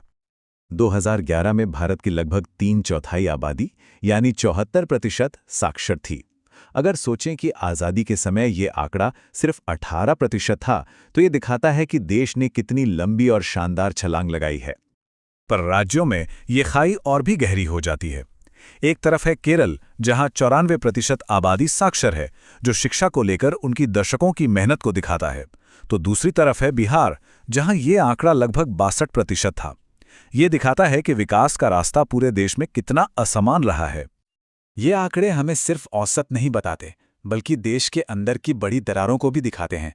तो वो कौन सी बड़ी दरारें हैं जो भारत को 2 अलग-अलग दुनिया में बांटती हैं? सबसे बड़ा विभाजन है भारत और इंडिया के बीच, यानी ग्रामीण और शहरी। 2011 में देश के हर 10 में से लगभग 7 लोग गांवों में रहते थे। जगमगाते शहरों में रहने वाली आबादी सिर्फ 31% थी। और ये आंकड़ा उस पुरानी कहावत को सच साबित करता है जो हम हमेशा से सुनते आए हैं कि असली भारत तो आज भी अपने गांव में ही बसता है। इतिहास में एक और दिलचस्प विभाजन समय का भी है। साल 1921 को महान विभाजक वर्ष के तौर पर जाना जाता है। क्यों?